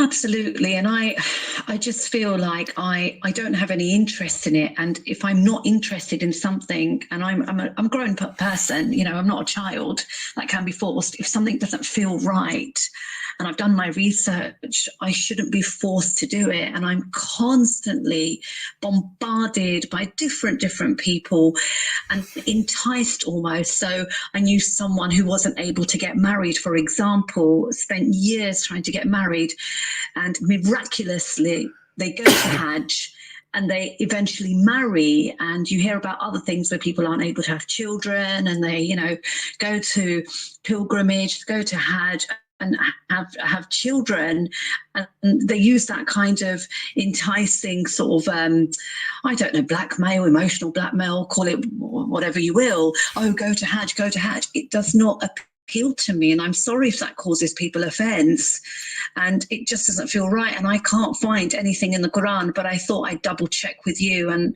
I really appreciate your very comprehensive details. You're welcome, my and sister. Thank you so much for answering that. I'm very grateful to you. You're welcome. Thank you very much. I also appreciate your discernment. Thank you for calling in. God bless you. God bless you. Salam, officer. Peace to you. Peace. Yes, so that is a sister Henna from UK calling to make her inquiries, and hopefully she's gotten the answers she needs. Yeah, you can call in. Somebody says, can we call in? Yeah, you can call in. I still have time. Salam, my brother. Hello, brother. Salam alaikum. Wa alaikum salam. Ola, yeah. Brother Ola, right? I came back again. Yeah, that's it. Yes. Just what you just explained right now. Yeah. I want you to tell me in relation. I want you to explain to me the Mecca, the Bakkah, and the relationship to Kaaba. Is it the same place? Is it situated in the same place? Okay. Yeah. So when I was, I gave this, I was breaking down to Sister Henna earlier on concerning the timeline of Abraham and timeline of Muhammad. Then I use Ghana as an example to make the analogy, right? I do understand that. So in the timeline of Abraham, when you read the Quran, you find Bakkah. And Bakkah, which Abraham was based, he made a supplication that the believing nation to come after him, the submitting nation, he made a supplication for them for that location. Yeah. But when they later came on, it is now referred to Mecca. You understand? When they came to that same location, it's now referred to Mecca. So what the relation in between Bakkah and Mecca is the timeline of Abraham. It is referenced as Bakkah. In the timeline of Muhammad, that city is referenced as Mecca. But however, you can deduce that it is the location Abraham was based in Mecca, or in that place, because at his time there was no city called Mecca. Mecca only existed in the time of the Arabs when they were based there. Yes. Are you getting my point? So that is why God chose a messenger among them and sent a messenger. That is That is why Quran chapter 36 verse 1, Yasin wal Quran al Hakim innaka lamin al mursalin ala siratin mustaqim. Then he says tanzilun. So it goes on. So he says litunzira qauman ma unzira abahum fahum gafilun. So he was sent as a messenger to a people whose fathers were not warned, because those people did not base in the same timeline of Abraham and his son. Exactly. So it is their time, they call it Mecca. In their own language, they call it Mecca. But God was giving us the reference point of Abraham, where he was based, reference as Bakkah, so that we can connect it to the timeline of Muhammad. Okay. Yeah. So the question now in relation to Bakkah and Mecca is understood by me now. Yeah. But then the Kaaba. Yes. The Kaaba itself is situated in a position in the location. Is it the same place, or Mecca is just like a city, and Bakkah was a city, and then the Kaaba itself is just like I'm in London. We have so many cities in London or towns. So, but let us say like Trafalgar Square is in London. So, is it the same Kaaba and the Mecca and the Bakkah, the same thing in relationship to Kaaba? Okay, Mecca is a location, it's a place, right? Yeah. Whilst the Kaaba and the Masjid al-Haram are structures you find there in the location. Okay. You understand? Okay. And they are next to each other. The structure of Kaaba Right. is next to the structure of the Masjid. Okay. Yes. Which means it is situated in Mecca. Yes, in the same foundation.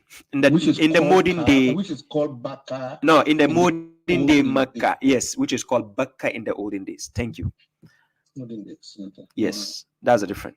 Thank you very much for the clarification. Thank you. You're welcome, my brother Ola. Thank you. Do you have one more question to go, or that's all? No, that will be okay. Thank you. Thank you. Thank you. Keep watching. I appreciate the support. Peace. Okay. So I will have more like 30 minutes to go before I go to TikTok. So I'm still waiting for the questions in case I've missed any question. Let me see if let me read the session.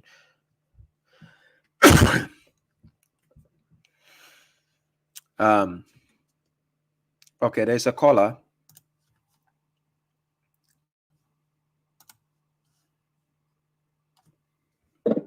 Yeah, salam, brother. Your name and where you're calling from? Walaikum salam, brother. My name is Sami. Yes, Sami. Nice to meet you. How may I help you, brother? Nice to meet you, brother. I've been watching your videos for a while. Brother Sami, you are watching my video again. Can you mute the video itself? Oh, yes. I've muted it now. Sorry, I think there's a bit of a delay on the screen. Exactly. So I've muted it now, so I'll just listen to your response now. Okay.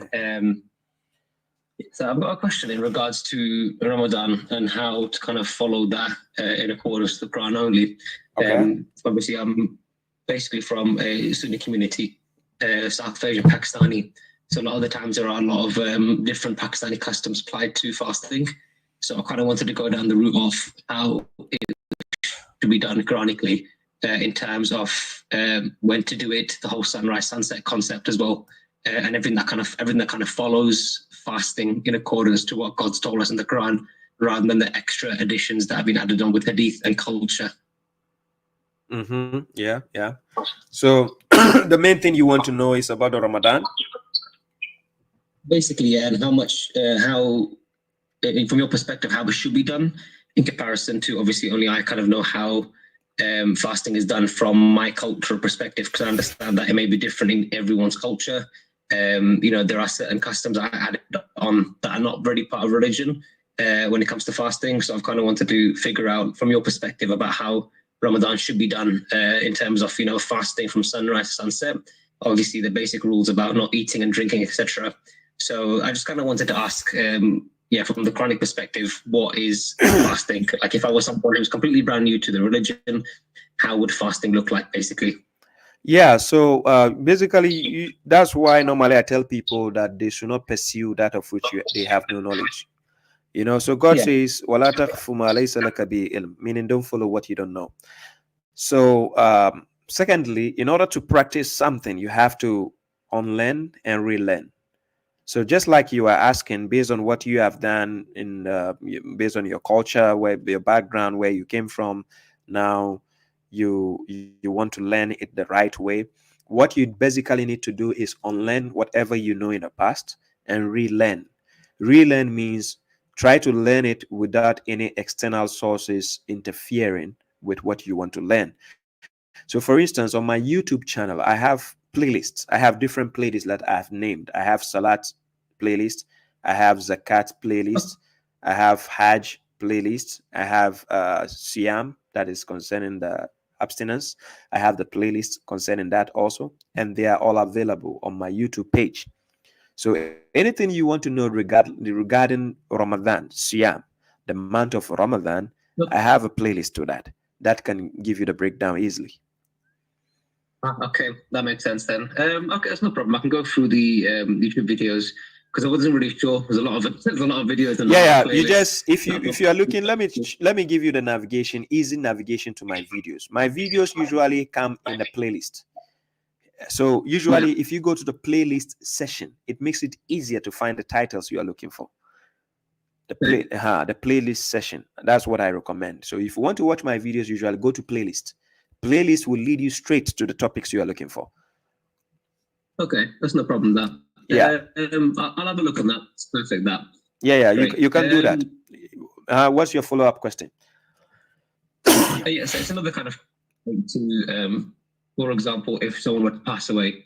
Now, there's been a few family deaths in my family over the course of how many years, and I understand that from how we do our burials from a South Asian Pakistani community way, there are I don't know if they're additions technically, or if that's actually part of what we're meant to be doing when it comes to burying someone. But just for comparison, how would you describe the burial process of someone who has passed away? I believe essentially someone who's Muslim. Is it as simple as you bury them and that's it, done, or you bury them, kind of go through the whole procedure about how this actually works when it comes to burying someone who's passed away? Yeah, you see, in terms of burial, since memorial and time, people have been burying people regardless of religious backgrounds or anything, right? People who are not even religious, they bury people, right? So in terms of burial, if you take the case of the story of the two sons of Adam, Quran chapter 5 verse 27, the one which is evil killed the other one who was innocent. After killing him, he was oblivion. He doesn't know what to do how to bury the body of his brother. So when I put the verse on the screen, let me just use it as an example for you. So it says, and recites the news of the two sons of Adam to them in truth when they offered an offering, and it was accepted from one of them, but it was not accepted from the other. He said, Cain said, I will kill you. Abel said, God only accepts from the pious.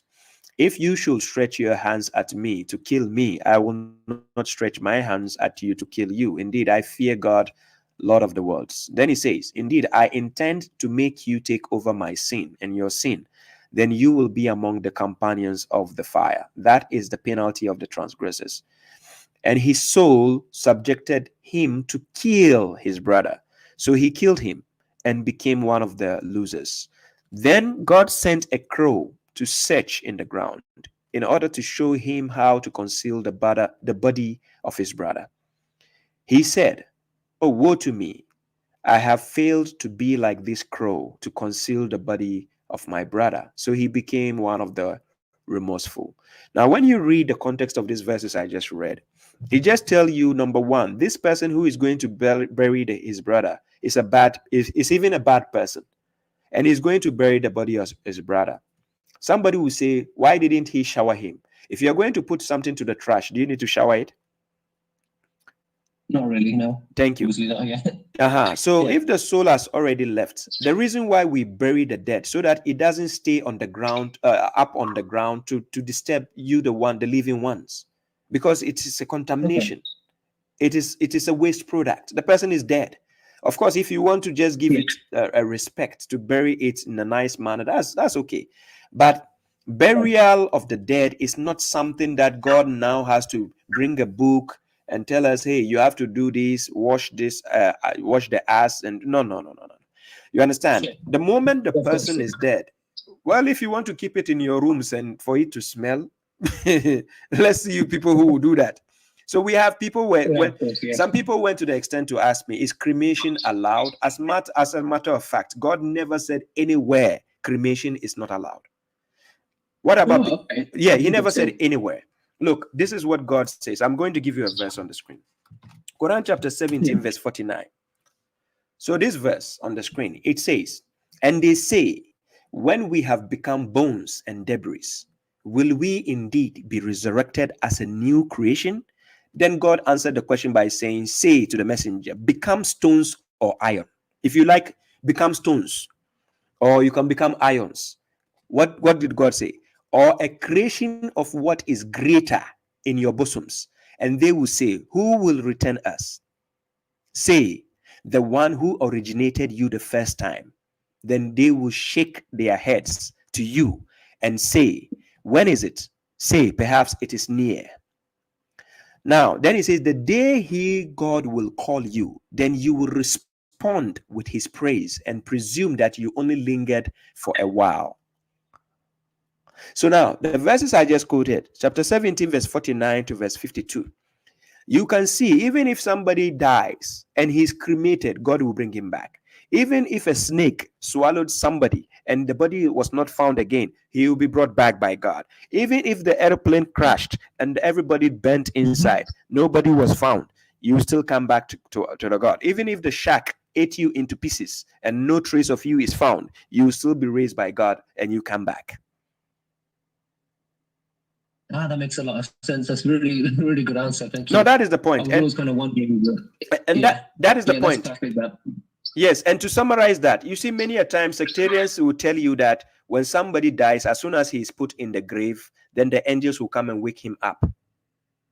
Yeah. Okay. Good. Good. Then ask them, what if the person is cremated? Or what if the person vanished and he was never found? Yeah. What if the snake swallowed him? So where is he going to be woke up? From the snake's spout or where?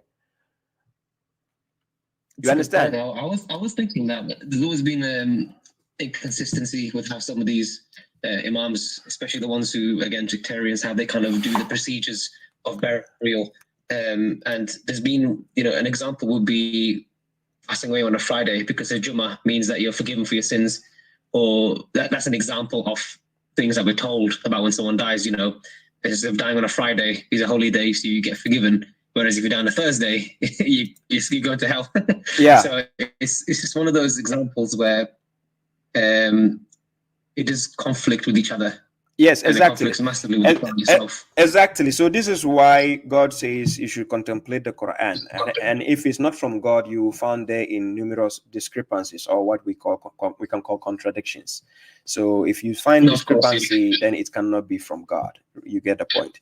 Yes. But sometimes some things. This is why when we have questions, we should confront the scholars with it. Definitely. That's really good. We have to confront them to answer. Yes, that's the point. So thank you for your time. Thank you so much, Jazakallah. I appreciate that. Peace to you. Peace. So that is Brother Semi. Let me see. Who again do we have? Somebody tried to call. He says his name is Galas. Let me call Galas.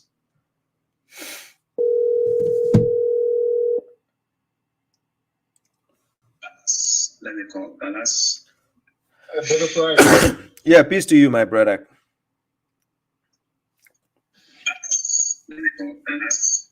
Can you please mute the video? Oh, he hung up. Okay. Somebody try calling me direct call from Nigeria. Can you try calling from WhatsApp? Somebody was calling me from Nigeria. Direct call. Please don't call a direct call. You can call. Let me see. You'll be wasting your credit if you call me a direct call. Please. So you kindly call via WhatsApp. Hello, Brother Swahili. Yes, salam, my brother. Galas. Walaikum salam. So what should I call you? What's your name? Galas or Diof? Yeah. My name is Sering Fallu Diouf. They call me Galas, my nickname. I both name Fallu Diouf, Sering Fallu Diouf, and Galas is the same thing. Fallu Diouf. Originally from where? Yeah. From Senegal. Oh. I spoke to you last week. Oh, really? That's nice, brother. That's good. Yeah, I'm originally from Senegal, but I've been living in North Carolina for some years now. That's good. Thank you. So how may I help you, brother? Yes, I just I uploaded questions on the YouTube earlier, but you were about to answer my question, and the lady from England called, and you skip my question. So, can you repeat your question? Yeah, I was asking about is there any place in the Quran where God has limited to 4 the number of women a man Muslim can marry? No, he didn't limit it. There was no limit.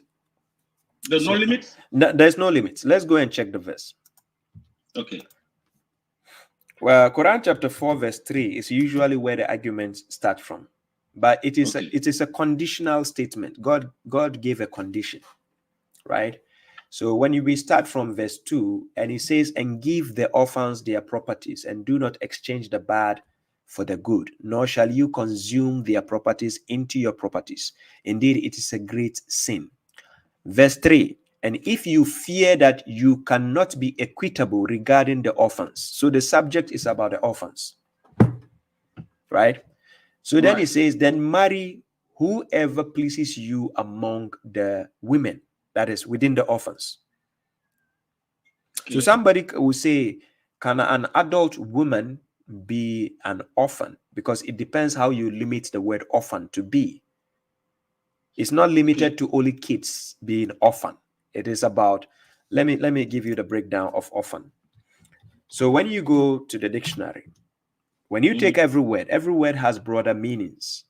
There are multiple meanings and broader meanings, and you fit them in the context.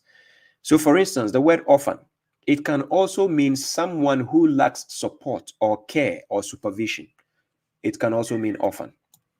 Correct. So orphan does not necessarily mean a child who has lost both parents or one parent. It doesn't necessarily mean that. Okay. You understand? So when God was talking here, he's talking about if you fear that you cannot be equitable regarding the orphans, then now he wants to differentiate between the orphans. And I'm going to give you a further verse to break down the topic of orphans, right? Okay. Be equitable regarding the orphans, then marry whoever pleases you. Then he says, among the women, meaning the orphans. If you think you cannot be equitable, if you have the women among the orphans, then you can take what? Then you can marry 2s, 3s, 4s. Okay. But now, this statement here has a metaphorical aspect to it. Because God giving this condition is going to fulfill the verse to let us understand what he meant by the 2s, 3s, and 4s. Right? So now we go further. Then he says, but if you fear, the verse started by saying, if you fear that you cannot be equitable. That's how the verse started, right? After mentioning the condition, then he says, but if you fear again that you cannot act justly, then he says, then you marry one. Or those your right hands possess. I have a video where I broke down the notion of right hands. It's not about slaves, right? Okay. Right hands doesn't mean slaves.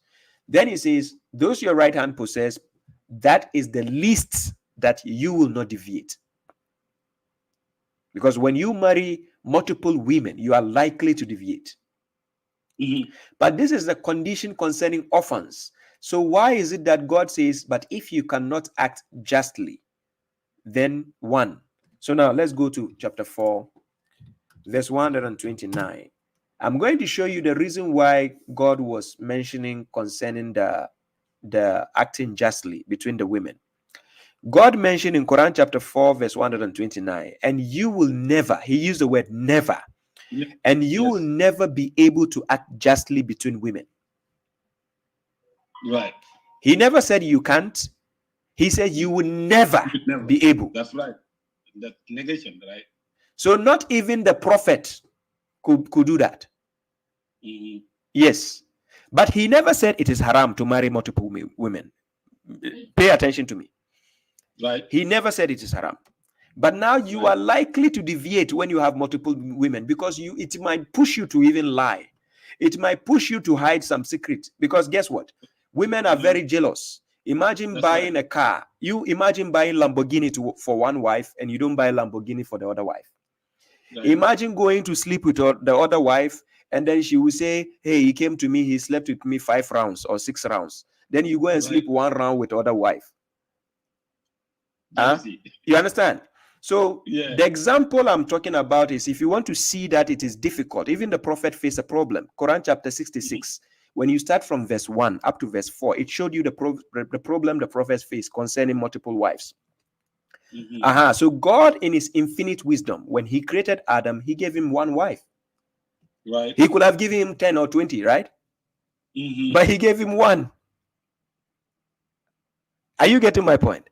In his infinite wisdom, he doesn't want problems. Look, in reality, men who marry multiple wives don't live long. They die early. Now, I'm not joking with you.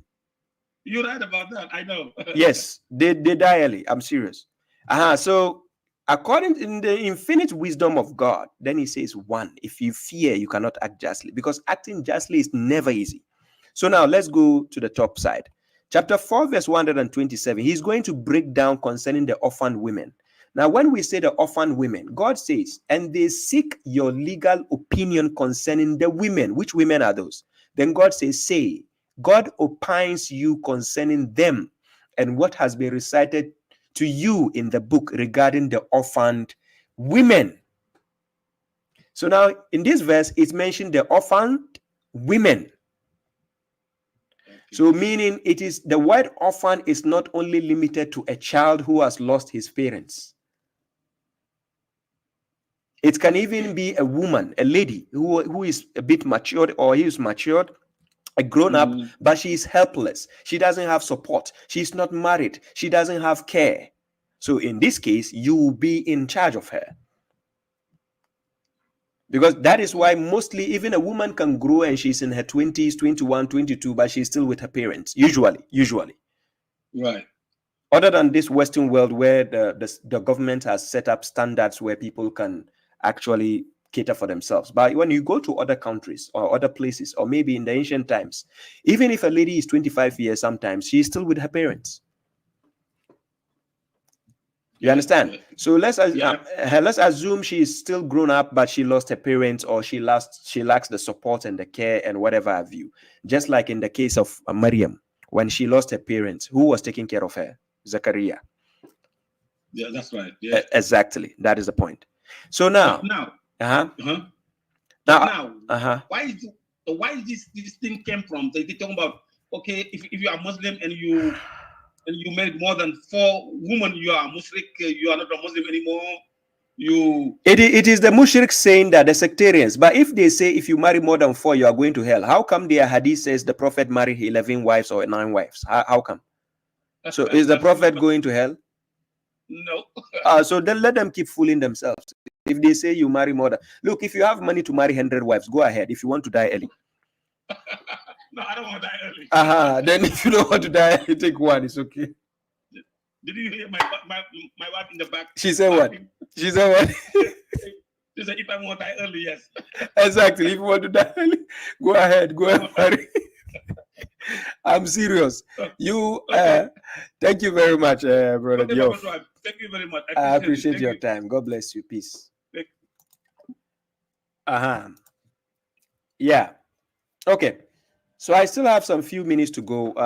I can take the last caller before I go to TikTok. So you're welcome to call in.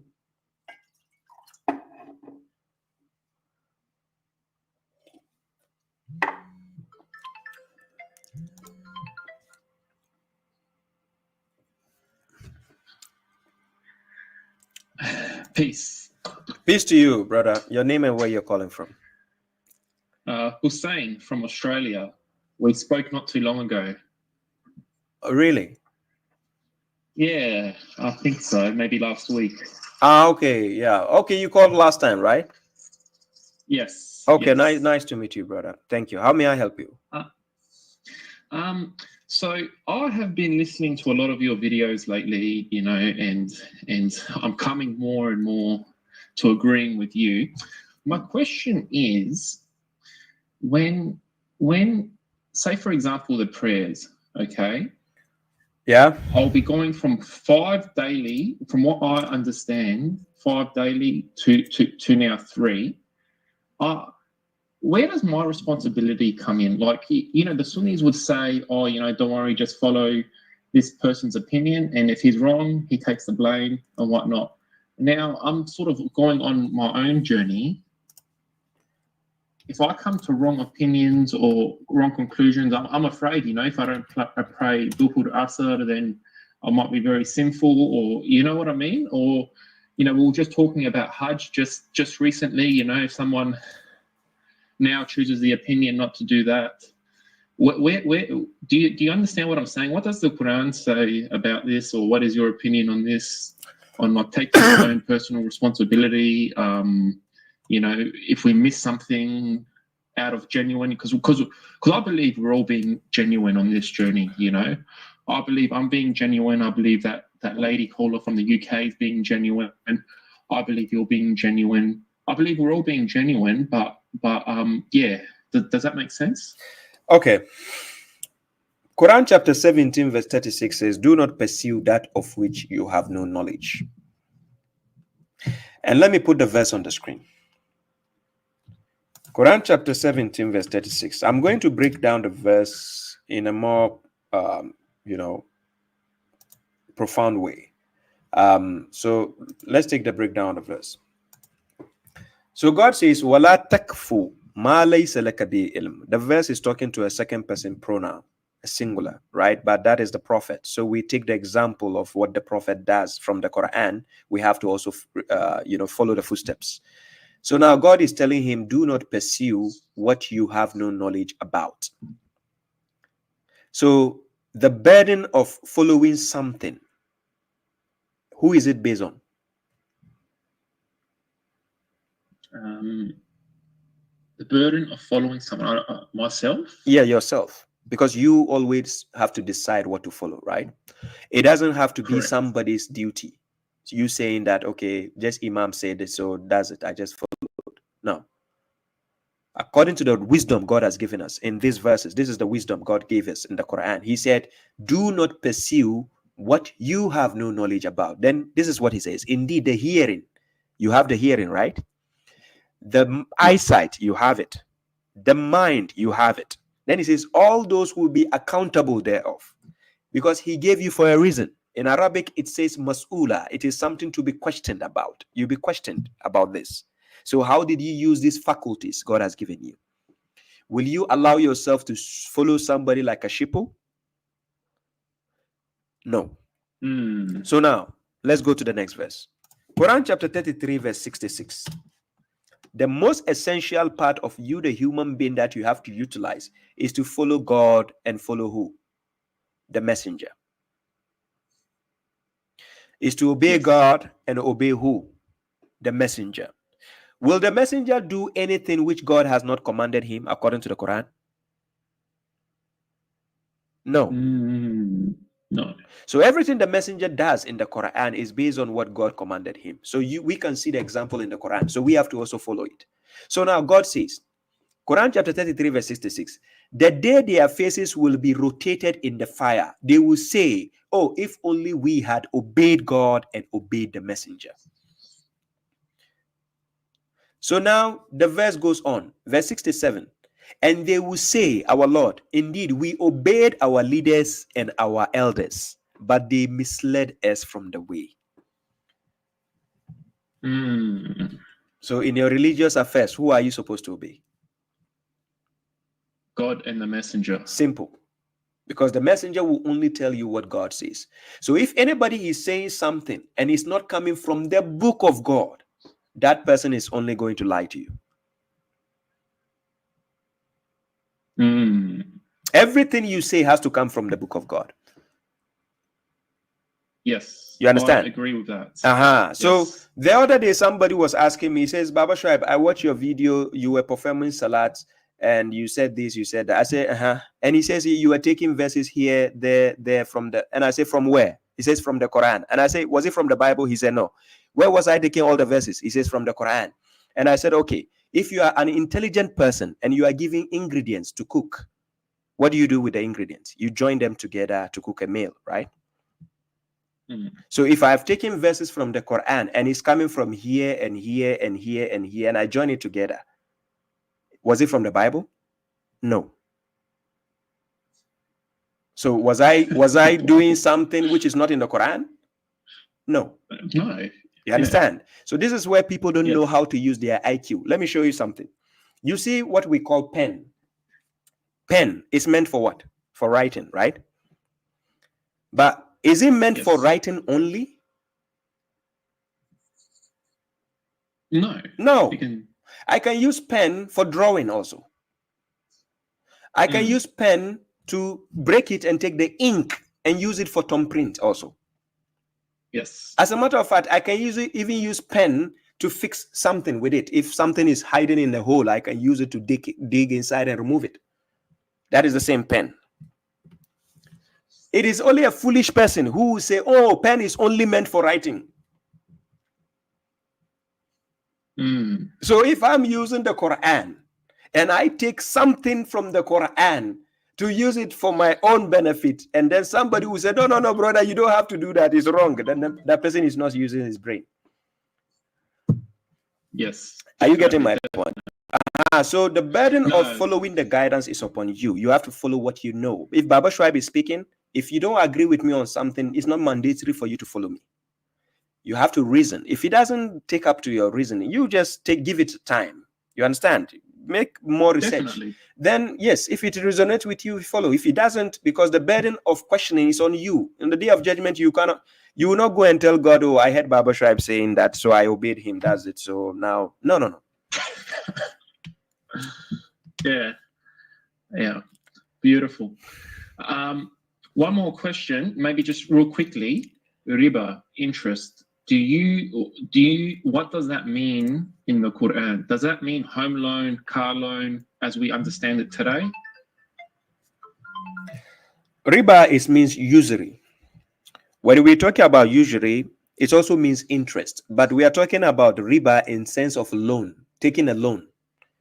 According to God, when somebody takes a loan, you don't have to impose an interest on it. That interest you impose on it becomes a usury.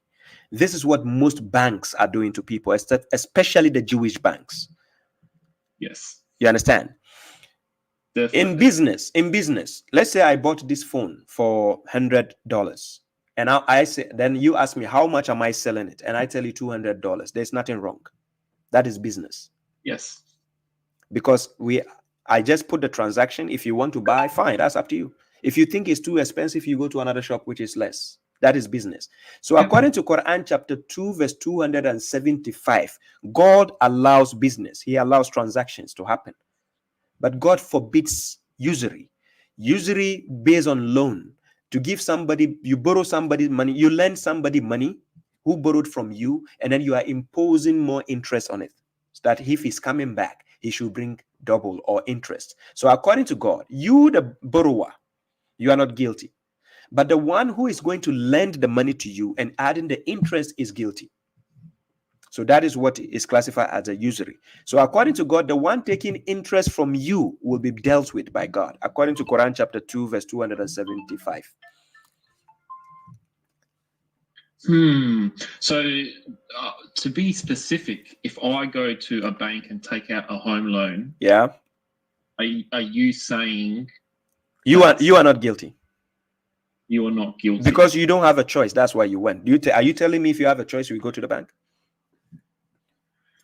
Well, I mean, there are investment strategies you can do. So that is different. So that is different. Investment strategies, meaning you are going to use it in a way which is business wise, which will bring more profits to you. So you use the profit to pay off your deficits. I mean, what I'm specifically thinking about is, you got those people, they buy one home and then they buy another home on that loan, and then they buy another home on that loan. And So then that they is buy another business. home on that It's a loan, business. using the usury. Yes, but that is business. He's using it to do business. That is business, because you took it to buy something to bring you interest to rent the house, or to give it, to sell it and get your money, and then you pay off. You get, so that is business. Okay, interesting. I will have to look into that more. I have a lecture. I do have a lecture on that, though. I have a lecture on that. Okay. Yes, I have. If you go to my playlist, I have it in one of my live lectures. If you check, there is I spoke about riba, usury, interest. I'll send you the link. If you send me a message on WhatsApp to remind you. I'll send you the link to that. Okay, I'll do that. I'll do that. Yeah, kindly do that. Thank you. Okay, thank you. Bye-bye. Peace to you. Pleasant. Peace. Yeah, so somebody was calling. Let me see. Did I miss something? Salam to you, Rizal Zander. Salam to you. Somebody was calling. Let me see. Umar Sataur. Yes. Assalamu alaikum, Baba Shoaib. Can you hear me? I can hear you, my brother. Wa alaikum salam. How are you doing? I'm doing good. Brother Umar, right? Yes. Yes. So the first thing is, you mentioned that one person was nitpicking on the fact that you took the verses to form the salah, right? But it's funny because when they have a problem, when you do that, when you take the different verses, which are really examples of the other prophets and how they use the formation of the prayer. Yeah. But then because they want people to use the hadith books to formulate their prayer. Yeah. But then they will have a problem when you do the same thing to them and you say, hey, you don't have a to Z in the hadith books of the full prayer. Yeah. So you know what I mean? It's a hypocrite. Exactly, it's hypocrisy. Yes, they do that with their same. They don't have a single hadith which shows you from the salat, from beginning, from calling of the azan, everything till the end. Salam. They don't have it. So what they do is they nitpick. They go to different hadith books and join them together and say this is the salat. So when you do the same thing from the Quran, they say, hey, you are taking from here. Exactly. And the thing is, at least even maybe, I mean, God knows if it's perfect and it's exactly the way that, the prophets prayed, or at least that Prophet Muhammad prayed. But at least you're taking it from the one true book. Yes, from the book of God. You know what I mean? Look, it's like you can't say that God is gonna, chastise you because maybe you're doing it a little bit wrong. Or no, he will not chastise you. Let me tell you why he will not chastise you. God will not chastise you because you are using the book of guidance to establish the salat. And let me tell you why he will not chastise you. If you take Quran, the book of guidance, right, that you are taking your guidance from, because you didn't take it from any other book to follow, to do that. Right. It is the Quran you took to do what you're doing. You didn't take from other sources to do that. As a matter of fact, Quran is a book you will never ever find a single question in the Quran where it says, yes, alunaka anis salat, when they ask you about the salat. You will never find such a verse. Right. Where it says, and they ask you, the prophet, about salat. You will see where it says, when they ask you about wine and gambling, when they ask you about the spirit, when they ask you about women, when they ask you about what to spend, when they ask you about, you understand, that you all find. But you will never find where it says, and they ask you about the salat. Because God has already given you the examples of how the prophets and the messengers did. Yeah. Quran chapter 6. Quran chapter 6 verse 90, God says this is the ones he has guided, so you shall be guided in their steps also. Yes, it's by their guidance you be guided. So when I take the Quran, I'm looking at what the prophets and the messengers did and I'm following it too. Exactly. You do no wrong.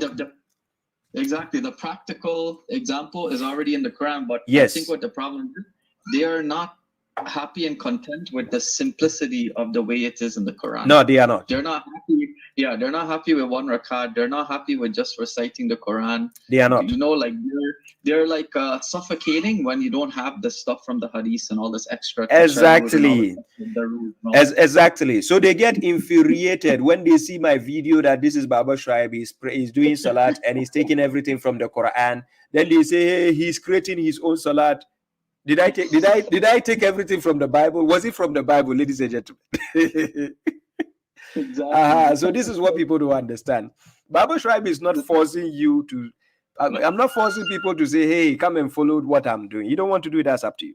But I'm taking my guidance from the Quran. Nobody is forcing that either. So, anyways, the second point is I think it was the earlier woman that called that mentioned a little bit about the 5 pillars and stuff. And same thing what you said, like about the Hajj. It's not. It's a conditional practice that if you have the means to do it, but they consider it as a pillar. And it's funny because their understanding of Jummah, I can turn around and say that to them too. That they say that if you miss Jummah or whatever, that there's a heart on your, there's a seal on your heart and whatnot. So I can say that for them, the Jummah is a pillar, but they don't consider the Jummah as 5 pillars. They have that separate. Exactly. Exactly. They'll chastise you on that, and this is where they get emotional. When they see my videos, they get emotional. You understand? Yeah. And you see, what people don't understand is, look, we have, if you read the Quran, we have different prophets and different messengers. They have the core standard of their message is the same, but they didn't act the same lifestyle. Their lifestyles were different based on how they implemented the instructions of God, or the verses of God was not the same. But the main core of their objective was the same, meaning towards God. Their objective was towards God. Right? So if I take the Quran and I can get the guidance on how to do something from the Quran, just because another person cannot do it doesn't mean I'm inventing falsehood. Exactly. Yeah. No, so this is where people don't understand how knowledge works. And this is why I say, Baba Shuaib, whatever I do, anybody who thinks I'm doing it wrong, please find me for a dialogue. You can give me a call. I'm here. You can see, as a matter of fact, you can bear me witness. I'm just sitting here. How many people calling me, asking me questions? That do I look like I'm struggling to answer a question? No, and that's how you gain knowledge. That is the point.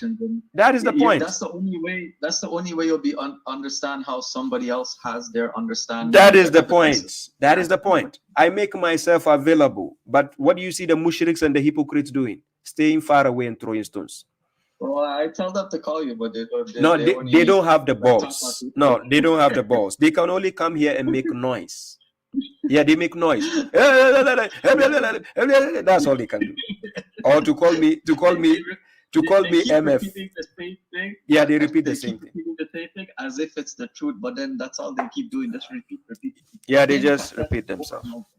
But okay, anyways, like 2 questions quick, because I know your time is run out. The first one is regarding the dead bodies. I don't know if this question ever came up, but what is your thoughts or understanding on donating the body to medical research or science? Like here in Canada, they send you a form, like if you want to do organ donor, or if you want to donate your body for medical research, science research, or donate, I don't know if any parts are usable to help somebody or something. What are your thoughts on that? There's nothing wrong. Quran never said something of that sort is haram. So why should we even bother? Yeah, that's what I was thinking. Quran never spoke against it. Either way, like you said, God is going to call it back. Once the body is done, it's done. Exactly. So exactly. Michael Jackson's body was messed up when he died, but still God will raise him up. Exactly. Yeah. It doesn't matter what your body is used for as far as you died. We just saw Cain and Abel. Cain killed Abel. What happened? Even a bird showed him how to bury his brother. So what is the body meant for again? Nothing. Yeah, exactly. It's more of that. It looks like it's more of the point is just to get rid of the body, because the body is just organically going to be a problem. No, I'm not. Yes, I'm not saying people should do it, but like it does no harm, because regardless whether you agree or not, sometimes the doctors even hide and take something. If they take something, how can you even know sometimes? Because sometimes they will tell you we have to do an autopsy. They will just open the stomach and put foams inside and sellotape and seal it. How can you know? So sometimes let's not. Yeah, we don't know what actually goes on. Exactly. Let's not worry ourselves sometimes over all these kind of things, because if it is something critical, God will have spoken about it. If God didn't speak about it, then don't waste your time. Right. And the last question is, what would you say for like I have some people that we have discussion whatever on Facebook, but they're like posing questions that's like emotional blackmail. Like they'll say, you have the whole hadith book, and in a way to blackmail you emotionally or something, they'll say like, why can't you believe that even just one of those statements, one of those hadiths is from the Prophet? Like, you know what I mean? Like they're trying to kind of put you like in, I don't know, like a fear box or some kind of emotional thing that, making it seem like it's unlikely that at least one of the statements is the Prophet or something like that in any of the hadith book. Yeah, that is what the devil does. Let me answer that question, why the devil does that. This is what the devil does. This is the verse on the screen. Quran chapter 45 verse 6. When somebody is asking you, why can't you believe even one hadith that is coming from the Prophet? Just say this. Now, this verse was talking to the Prophet. It says, these are the verses of God which we recite to you in truth. So in which hadith, after God and his verses, will they believe? Then God says, woe to every sinful liar who hears the verses of God being recited to him, then insists arrogantly as if he had not heard them.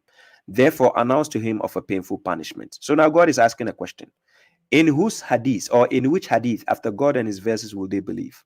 So will they answer that? No. So when I give them that, they're running faster than the speed of light. Yes, they run. They try to avoid it. They avoid it, then it's okay. So, Akhi, how do you pray? And my thing is that, like I'm not making up the question. I'm not even interpreting the verse. I'm just quoting the verse exactly what God said. If you cannot answer to me like the verse like that without interpretation, then how are you going to answer to Allah? Exactly. That is the point. That's the point. They just hate the notion of the Quran speaking. That is why they do that. Yes, I think you see this cognitive dissonance puts them in a trap. It does. Then they cannot able to break their ego and break out of it because they feel like, I don't know, they're going to incur some loss, but there's no loss. You just come closer to the truth. You become more pure. Purify yourself. I consider them the blind followers. The blind followers, this is what God says in Quran chapter 27 verse 81. I put the verse on the screen. This is what God says. He says, you cannot guide the blind from their error. Only those who believe in our verses will hear, and they are submitters. So only the one who believe in the verses of God will listen to you when you're quoting the verses of the Quran. Those people, they only claim to believe, but they don't. Yes, yeah. They only claim to believe, but they don't. So God exposed them in Quran chapter 2 verse 8. God says, وَمِنَ النَّاسِ مَنْ يَقُولُ آمَنَّا بِاللَّهِ وَبِالْيَوْمِ الْآخِرِ وَمَا هُمْ بِمُؤْمِنِينَ. God says, among the people are those who say we believe in God on the last day, but they are not believers. They're not believers. Yes, that's right. They are not. They are not believers. So that is the point. And that's one thing I noticed too. Like everybody's saying, well, not everybody, but generally people say, the Quran is for everyone. The Quran will help you, you just do this, you just do that. But when you really look at the Quran as a whole of a book, it will only really have an effect on you if you come to it, as it said, like pure, and that you want the guidance only from this book. If you're not going to come to the book that you want the guidance only from this book, only from Allah, then the book won't really be effective to you because you'll always be having your baggage and your preconceived notions and this and that, and then it will always be exactly what the verse says. There's a shield between you and the Quran because you don't want to come purely to the book. Exactly. That explains what you are saying based on the verse I put on the screen. It says, indeed, it is a noble reading in a protected book. Then it says, none will grasp it except the purified. You understand? Then he says, a revelation from the Lord of the worlds. Then he says, so is it about this hadith you are compromising? You don't need to compromise. Yeah, exactly. No compromising. It's either we go with the truth or nothing else. Exactly. There's no compromising. It's either we deal with the revelations of God, or we are not going to compromise. Yeah. You see, so that is the point. So only those who are sincere, purified, they will grasp the message of the Quran. The rest, they are far away from it. So let's not even waste our time. Thank you very much, Brother Omar. So let me maybe pick up the last caller before I go. But I'll go to TikTok so you can join me there. Yeah. Thank you. Yeah, peace. So Brother Sharif Karim says, Baba, does following the hadith of Bukhari and others is like what? Following the devil? Yes, it is the same. It is the same because the devil gave them the hadith books. Quran chapter 6, verse 112 to 113 gives that answer. Peace to you, Brother Rishik.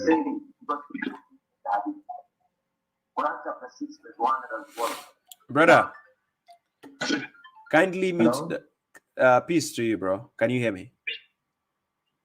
Peace to you, bro. Nice to meet you. Your name and where you're calling from? I'm Abdul Fattah from Ghana. Abdul Fattah from Ghana. Okay, nice to meet you. How may I help you, brother? Yeah, I just want to ask something from the Quran. Recently, following your teachings, because for me, I don't call myself a Sunni, but I follow the hadith in everything that I do with the Quran as well.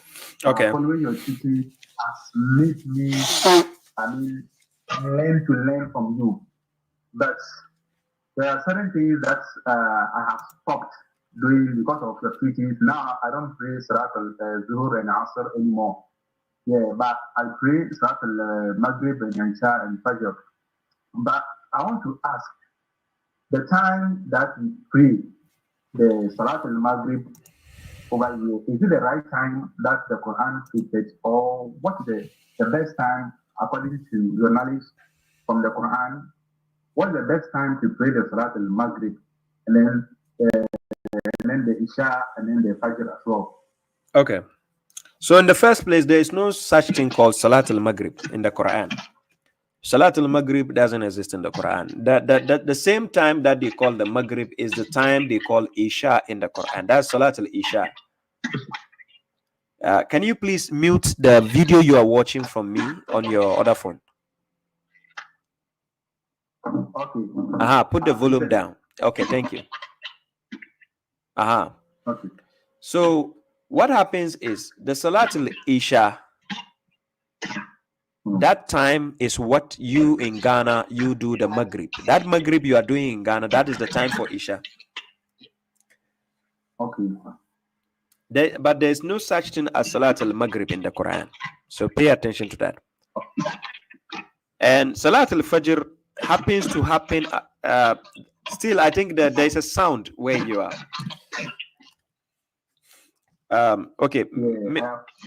No, let me mute you, then I can answer you because it's difficult. Okay. So where you are, Salat al-Fajr is simultaneously similar or conjugationally or conjunctionally just like the Salat al-Isha. That time they act the same. So Salat al-Fajr, it is when the Fajr, the cloud starts becoming white at dawn till it starts getting light before the sunrise appears. That is still Fajr. That is Fajr time, right? So we have Salat al-Fajr and Salat al-Isha. So before sunrise and before sunset. Then we have the night time, that where you get up to do your salat, which God calls the Salat al-Wusta. Wusta means in the middle. Wusta means in the middle. So we get up in the middle of the night because God gave us the time, chapter 73, verse 20. He says, Inna rabbaka ya'lamu annaka takumu adna min thuluthay al-layli wa nithfahu wa thuluthahu wa ta'ifatu min al-lazina ma'ak. Right? So that is the time for the salats. Can you hear me? Yes, please, I can hear you. So did you get what I said? Yes. So right now, for example, let's assume that the salat that Allah said if we make the salat before the sun sets. that is I mean, is it that the sun will set totally before you establish the prayer, or like that? I don't get it well for me. You said the sun doesn't need to set totally. Okay. The timings, I have a video on it. Okay. So, okay. I have a video on it. So what will happen is, please send me a message also. Then I send you the video. It's on my YouTube where I give the breakdown of the timings, where it starts, when it's finished. It's before the sunrise. That is, dawn happens before sunrise. Then you have the Isha, that is before sunset. It starts, liduluki shams ila gasakil layl. So the shams is going towards the twilight of the night. That is Isha. Then we have the middle of the night, where you get up for your night's Salat. Okay. Yeah. Okay. So you send me a message. I'll send you the link. Please, I want to ask this also, please. So does it mean that as a Quran alone follower, is it compulsory for you to pray in a masjid, or you can pray in the house? You can pray at home. It's not it's not actually mandatory to pray in the masjid, but it's good to pray at home, and you can pray in the masjid which doesn't have idol worship. Masjid is just a place where you go to worship for the act of worship, but where you can do it in a group. Okay.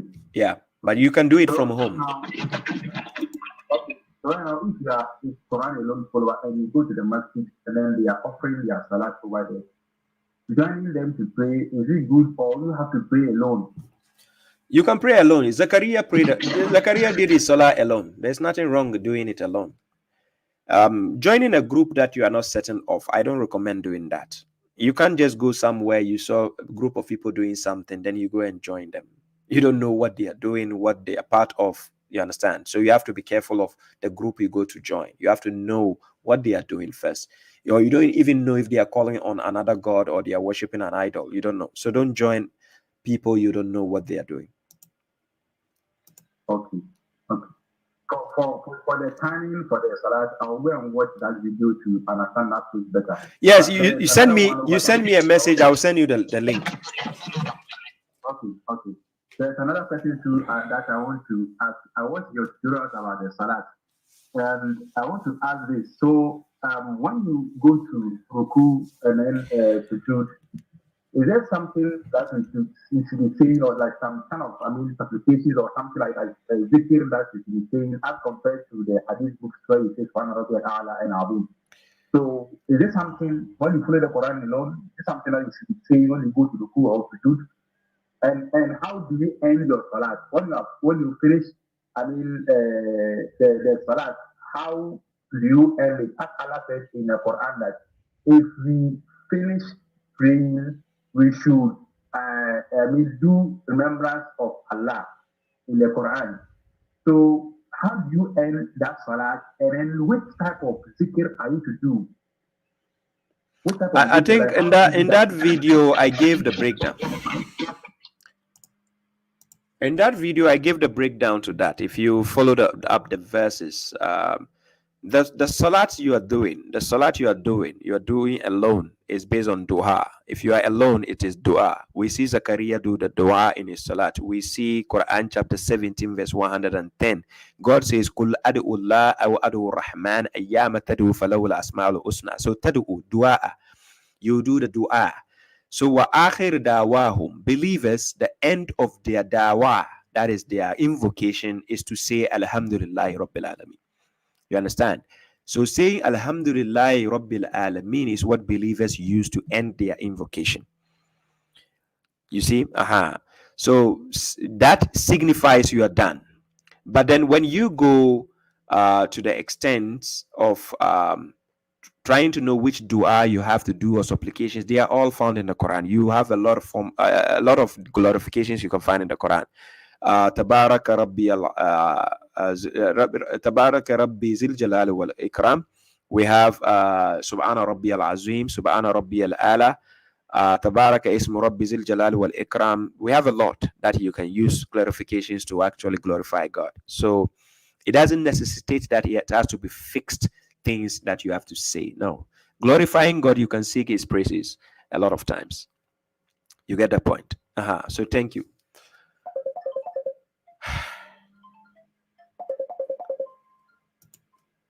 Yes, brother, did you hear my last statement?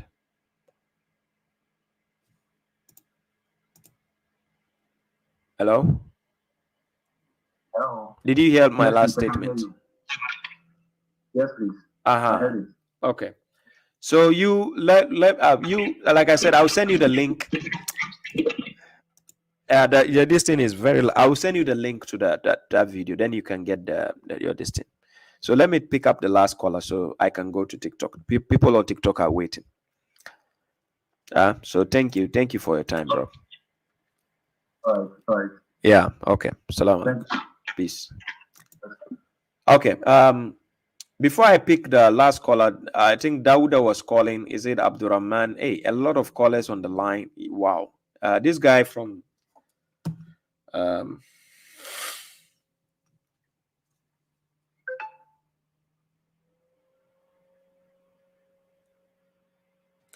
+3351 Dauda. Let me call him back.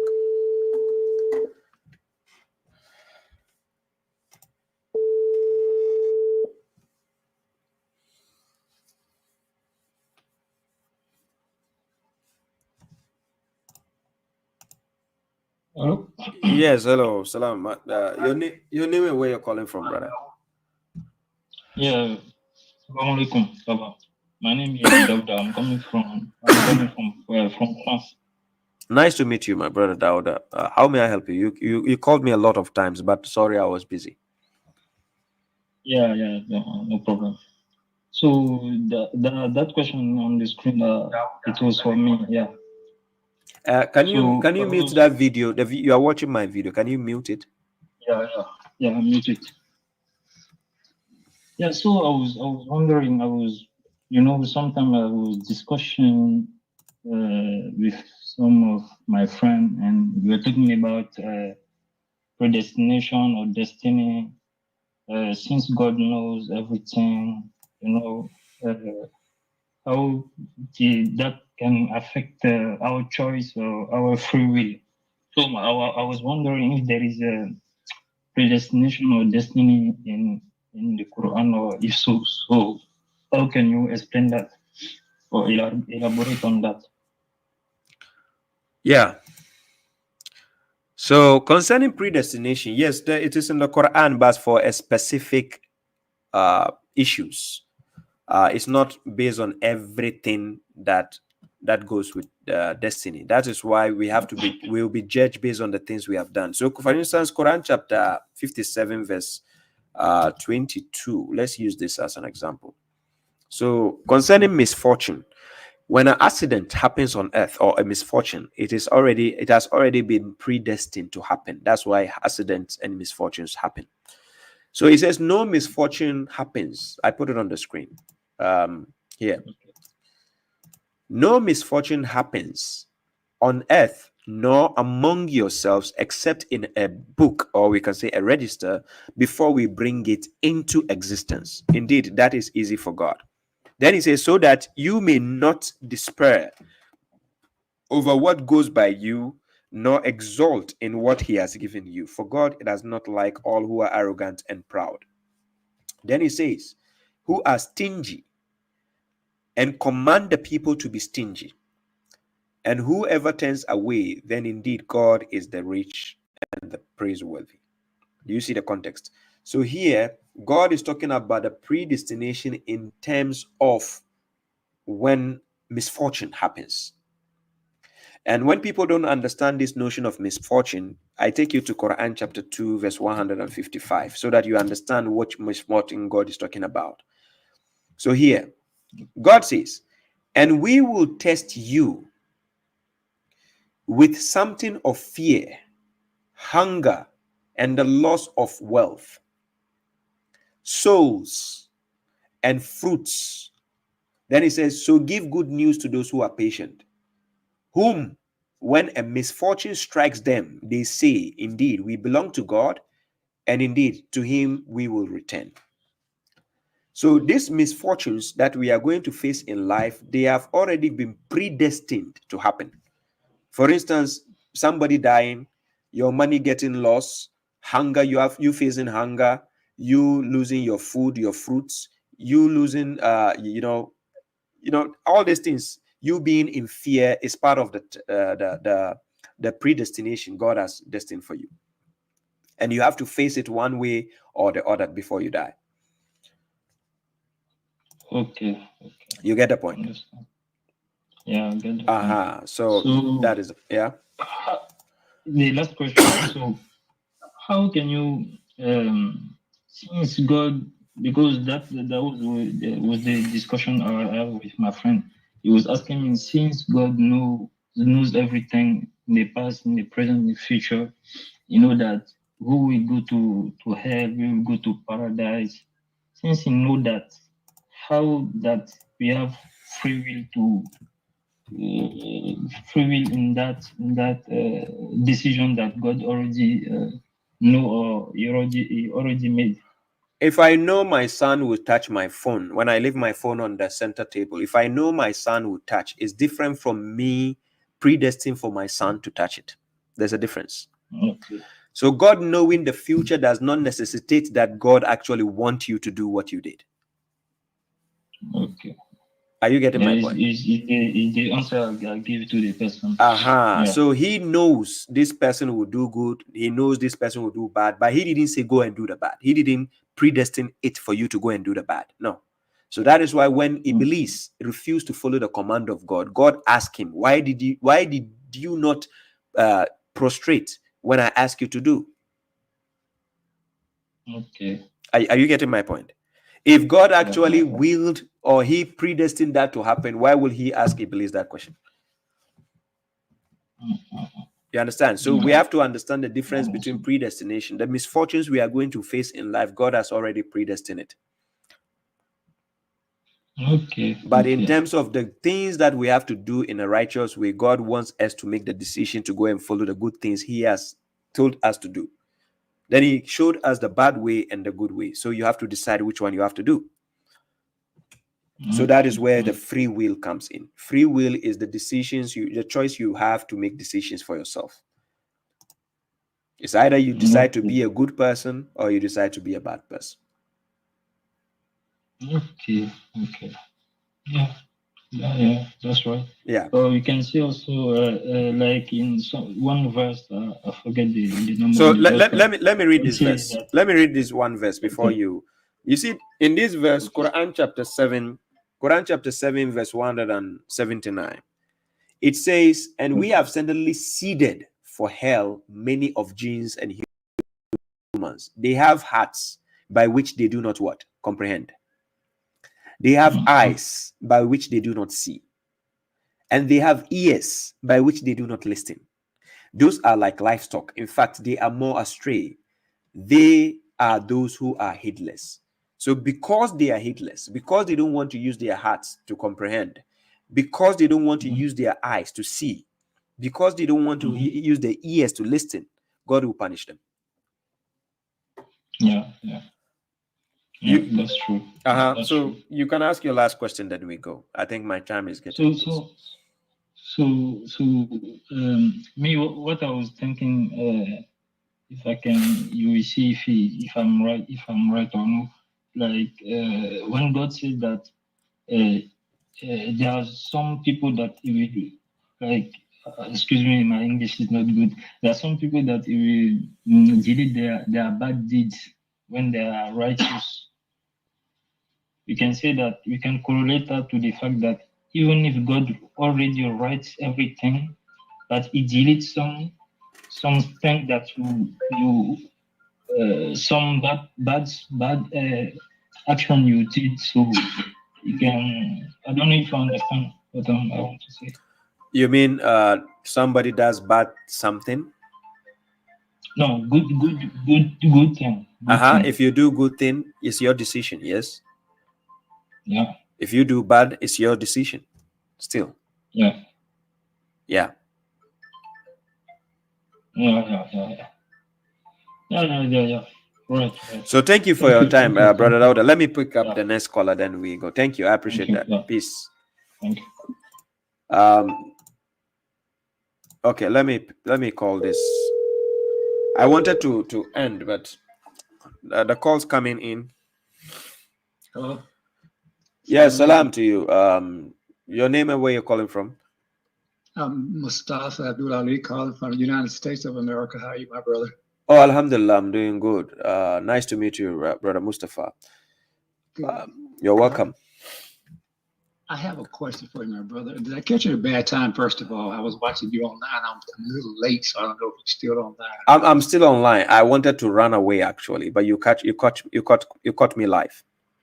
Good. Okay. Well, look, I have a question. I just saw a line. You said that the angel Gabriel or Gabriel brought the message to the prophet, but my understanding, according to Quran 97:4, Gabriel is not an angel.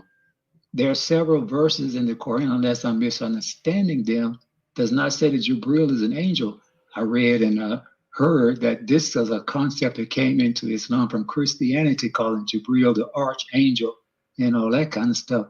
And when I did some research on it, I kind of agree with that, because it does not say that Gabriel is an angel. It said that the spirit and the angels were, but not Gabriel. So could you please explain that, please? Okay, thank you. You see, people who are saying the Jibril is not an angel, it means they have to study the Quran further. You see, when we in police, when we go to police, when we go to the police academy or police, we have detective comes under police. We have a sergeant, we have corporal, we have you mentioned the positions, right? But they all under the umbrella of police. Most of the times when God is talking and he mentioned the spirits, together with the angels, he's just differentiating the position of the leader of the angels to the one. So I'm going to give you an example. I'm going to give you the breakdown. Whoever tells you, okay, excuse me one minute. Yeah. Before you give me that breakdown, I just like you to just look at that ayat and tell me why Allah said it like that. It says the angels and the spirit. See, it says the angels and the spirit. Because they have a leader. If you are moving in a group, there's always a leader. The leader leading the group always stands out. He has a quality that has to stand out from the majority, the group. So in order for us to understand the role of the angels, the spirit is the leader. So whenever God uses the spirit, he tells you the angels are along. So I'm going to give you the breakdown from the Quran so that you understand what I'm taking. Okay. So first of all, let's take, for instance, Maryam. Quran chapter 19, verse 16. God sent a messenger to her, but the messenger who was sent to her, we are going to check which messenger was sent to her. So I'm going to put it on the screen. So God sent a messenger to Maryam, and when he came to Maryam, this is what happened. And she took a petition other than them. Then we sent our spirit to her, and it appeared to her as a normal human. She said, I seek protection with the gracious against you if you should be pious. He, that is the spirit, said, I am only a messenger of your Lord to grant you a pure boy. So now, this spirit is a messenger. Right. This spirit is a messenger. Right. Now here, it doesn't say an angel, right? But God normally tells us the angel and the spirit, the angels and the spirit descend. They come down together when they are coming. Including the leader and the group, they come. But because the angels are with her, they didn't appear to her. Because in order for the spirit to appear to her, for her to see, it has to take a human form. It's no more a spirit. Because when it's in the spirit form, she cannot see it. So he came in the human form. But it moves with the group. So now, let's go and check the contrast of the same topic. In Quran chapter 3, verse 42, when this angels came to Maryam, this is what it says. And when the angels said, O Mary, indeed God has chosen you and purified you and has chosen you over the women of the world. O Mary, be obedient to your Lord and prostrate and bow down with those who bow down. Then it says, that is from the news of the unseen, which we inspired to you. For you, that is Muhammad, were not with them when they cast their pens as to which of them should support Mary, nor were you with them when they were disputing. Now, here it's mentioned the angels speaking to Mary. Right? So now, Yes. the spirit who was sent as a messenger, in order for someone to qualify as a messenger, it has to be from mankind or the angels. So this is what God says. Quran chapter 22, verse 75. God says, God chooses messengers among the angels and from the people. Right. Indeed, God is hearing and seeing. So do you see from the groups God chooses messengers? Yes, men and angels. Angels, thank you. He mentioned men and angels. That's where he chooses his messengers. So that spirit who was sent to Maryam, God mentioned him as a messenger. Right. Okay. So now further classification concerning Jibril. Let's go back. Quran chapter 2, verse 97. I'm going to read the context up to 98 so that we get clarity. So from 97, it says, say to the messenger, say, whoever is an enemy to Jibril, then indeed he brought it down into your heart by the permission of God. So if Jibril is now bringing it down, is he acting as a messenger or not? Yes, he is. Thank you. Confirming what was before it and as guidance and good news for the believers. 98. Whoever is an enemy to God, his angels, you see, from God, then he mentioned his angels. Then he says his messengers. Because these messengers is a classification of angels and what? Men. But what does the next statement say? Then the next statement says Gabriel and Michael. Then Right, indeed, exactly. wait, So that's who no, I was wait, I'm thinking coming. of. No, wait. Then it says, then indeed, God is an enemy to the disbelievers. Now I'm breaking down the instance. Listen, I'm breaking down the instance of God and his angels. It went further to just give you the breakdown of the messengers. I was giving you the breakdown of angels being messengers at the same time. Okay. So then it went further to now mention two messengers' names to you. Not prophet. We are not talking about prophets. The breakdown of the verse, remember the subject. I started from 97. It mentioned Jibril. So then I ask you, was Jibril a messenger? Yes, he's a messenger. Right. So now the 98 is giving you further contrast that whoever is an enemy to God, because it is God who revealed the book revealed to Muhammad. Right. But through who did he reveal the book? It's through an angel. And the angel is a messenger. Are you getting my point? So it is not like explicitly stated. In some instances in the Quran, some things are implicit, not explicit. Whilst in certain instances, some things are explicit. So it is based on the utilization of how God states things. Because if right now, for the sake of argument, if I say, tell me what Jibril is he a human being or an angel? Tell me where you classify him. In which of the two groups? Well, I wouldn't classify him as either one because I'm lost on that. That's why I was calling you, because I mentioned earlier my understanding, which is not nearly as much as yours. When I read these 3 or 4 ayahs, it says the spirit and the angels and Gabriel and Michael, all different ones. That is what threw me off. Because in 97:4 it says the angels and the spirit descend therein by the Lord's leave. I think you just mentioned that. Good. But it mentioned as a subject, yeah? I beg your pardon? It mentioned it as a subject, right? Yes. Okay. So now, but here it's mentioned a name. He mentioned Gabriel and Michael. Okay, so yes. let me give you. See, but 97:4 says the angels. See, the angel. I appreciate your patience with me, my brother. If I'm no problem. It's okay. Okay. I can hear you. Yeah, keep. Okay, the angels and the spirit descend therein by their Lord's leave. Yes. All right? Yes. Now, 16:2 says he, he sends down the angels with the spirit of his by command. command. No.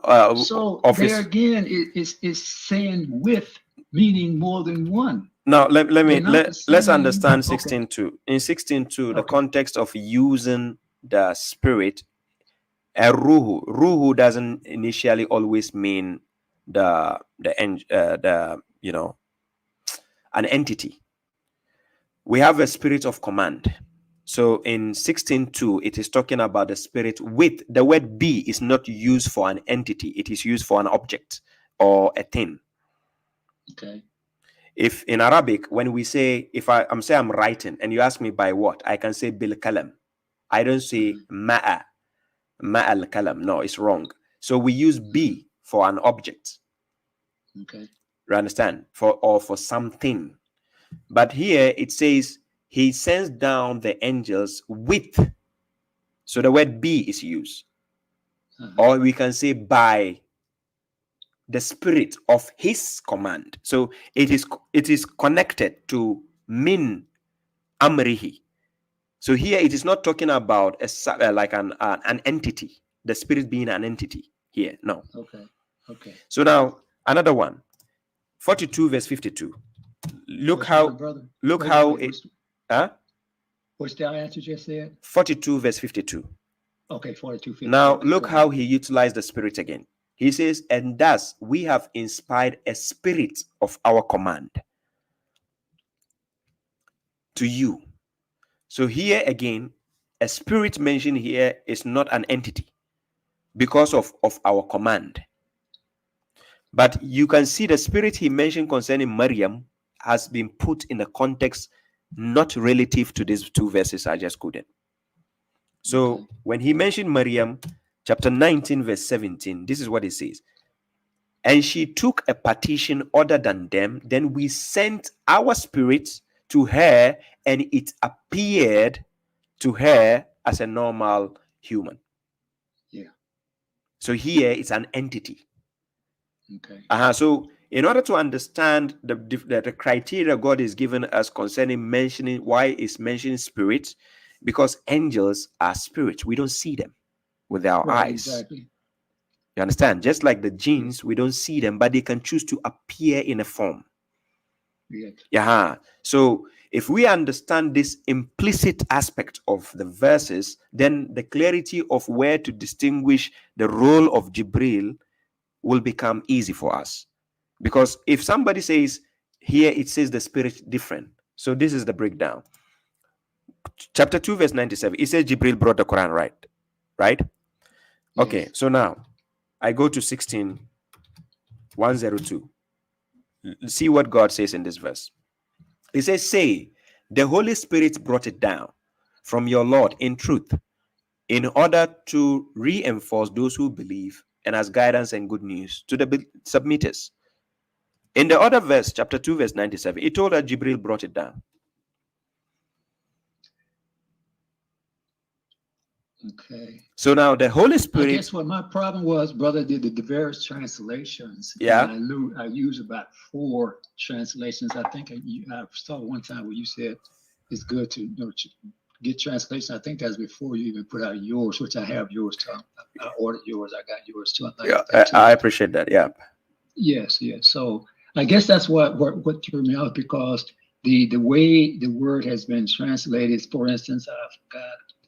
Sahih translation used pure spirit, and so that's what was throwing me off, as the spirit being one, the angels being someone else, Michael, Gabriel, they all mentioned by name. Okay. And the spirit was just said that. So that's what threw me off, I guess, was the translation. But I appreciate your thank you very much, Brother Mustafa. One more thing before you go. Let me help up on one more thing so that you will get the clarity. One more thing I need to give you clarity on, which is just a second, is Quran. Let me tell you how God utilizes certain statements in terms of mentioning names. Quran chapter 33 verse 7. It says, and when we took from the prophets their covenants, the prophets. Now you can see it mentioned the prophets, If you check my translation, you see that I underline the prophets. Now there are reasons where I underline certain subjects in my translation. It's to get the reader to pay attention. Right. When he mentioned the prophets, then he says their covenants, and from you, that is talking to the prophet Muhammad. Right. But does that mean he's not a prophet? He is a prophet. Yes. Then he says, and from Noah, does that mean Noah was not a prophet? He is a prophet. Right. And he says, and Abraham, and Moses, and Jesus. Does that mean they are not prophets? They are prophets. But sometimes he just wants to place an emphasis on the subject so that you can focus on that subject he's mentioning. Okay. Are you getting the point I'm making? Yeah. Yes. Yes. So similarly, he used a certain example like that in Quran chapter 163, chapter 4, verse 163. And he says here, he says, indeed, we inspire to you as we inspire to Noah. Then he says, and the prophets. Does that mean Muhammad was not a prophet? The answer is no, he was. Does that mean Noah was not a prophet? He was. But then you see how God places emphasis on certain subjects, you know, in the Quran to just give you the attention, to pay attention to a particular entity or subject. That's why he does that. But it does not mean he differentiated the person separate from the issue. Okay. The angels, they have a leader. So that is why God mentioned this spirit, the spirit separate from the group of the angels. But it doesn't mean they are all not spirit. They are spirits. So that's why I brought the example of God sending our spirit to Maryam, and then he became a normal human. Right. I got that. Gotcha. Thank you, my brother. Thank you. I appreciate your time. Thank you. May Allah continue to bless you in your work. I appreciate that. God bless you too. Thank you. Assalamu alaikum. Wassalam. I'm 3 hours into the program. Somebody try calling. I don't know. Can I pick up this last caller before I go? It's already late. Actually, 2 callers. Oh my God. Let me make it snappy.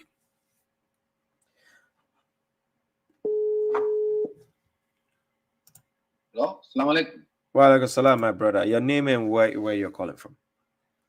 Yeah, my name is Padimo and I'm calling from the Netherlands. Paddy what? Yes, how you do? Padimo. Padimo. Oh, I normally see you in the comment section. Yeah, Padimo. Yes, I'm doing good. Yes, sir. Yeah, I was asking some question about this surah. It's about Surah Bakkah. Yeah.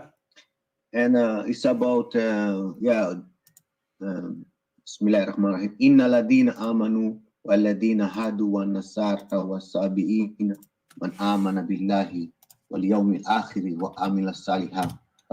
Yani it say like the Christian and the Sabians who believe in God and do righteous, they will go to heaven, you know, if they do good.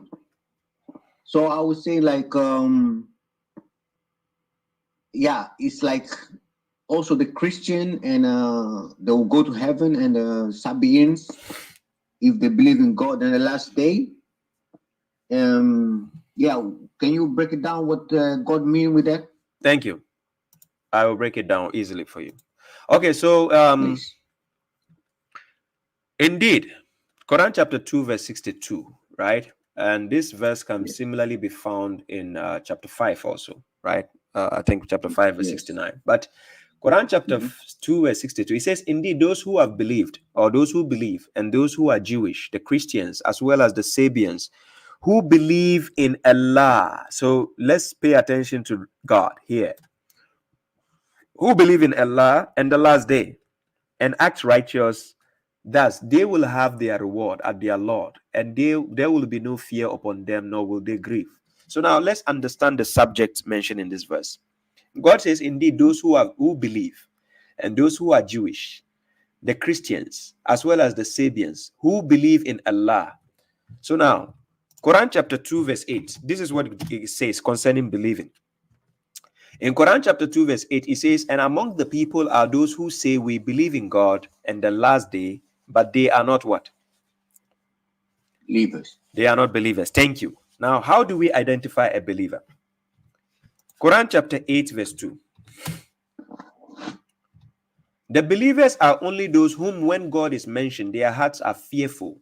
And when his verses are recited to them, they increase in faith and they rely on their Lord. The ones who establish the Salat, that's the litany, and from what we have provided for them, or provided them, they disburse.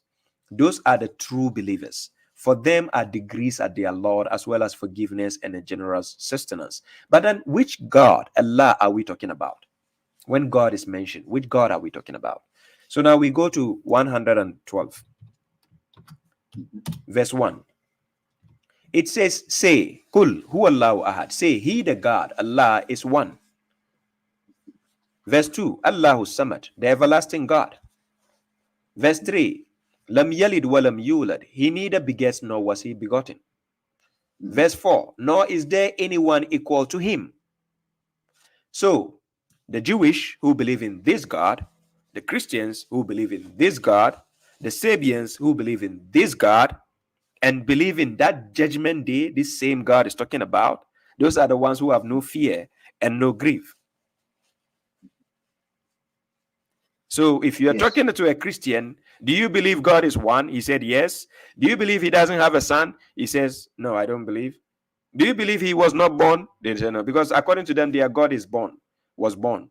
According to them, their God, he dies and so on. It doesn't fit the criteria of God.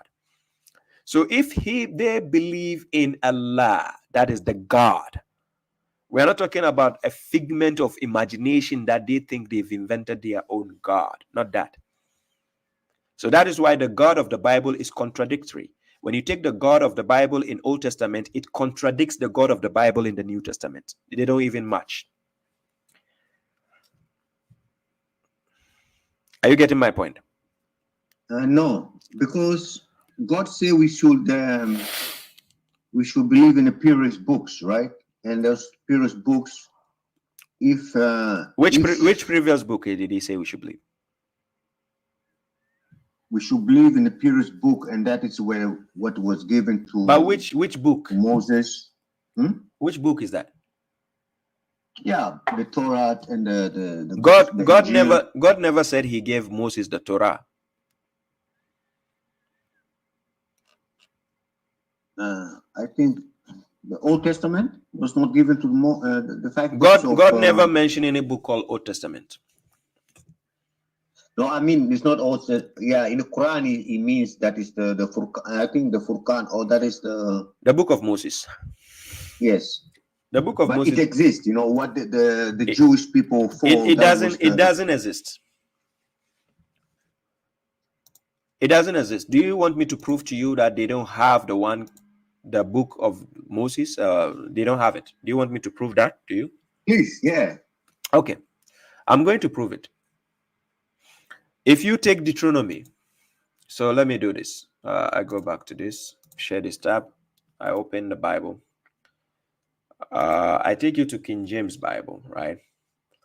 And I take you to Deuteronomy. But that's a problem, Mishuaib. You know, the original Bible. The Bible that I know the Bible doesn't exist. But you mean the previous books that was given to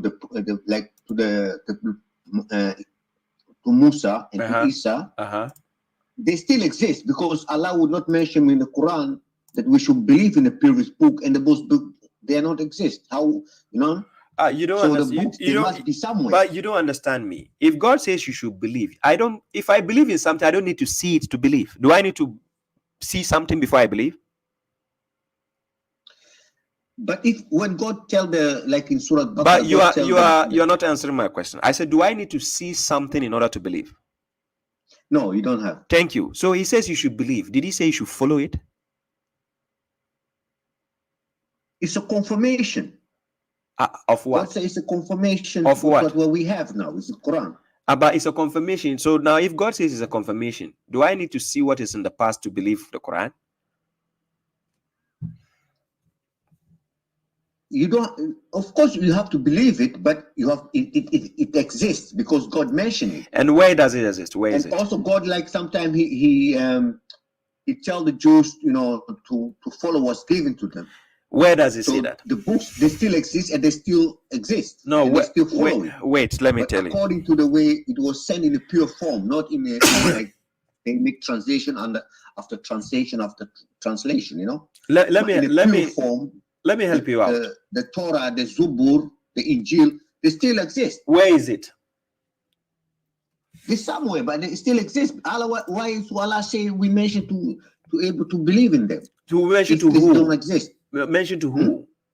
Look, what I want is wait. When people make claims, I want them to prove their claims so that we examine what you are saying. My problem with people is people speak about things they cannot prove, and that is why you see me giving simple answers like that. You mentioned, first of all, that God gave Moses the Torah. I told you no, it doesn't say he gave Moses the Torah. When I'm saying things like that, it is because I want you to prove it. The Quran is you can go to the Jewish people and no, I don't need. I don't need. These same Jewish people were not there at the time of the prophet. The ones you are talking about, the ones based in Middle East next to Palestine.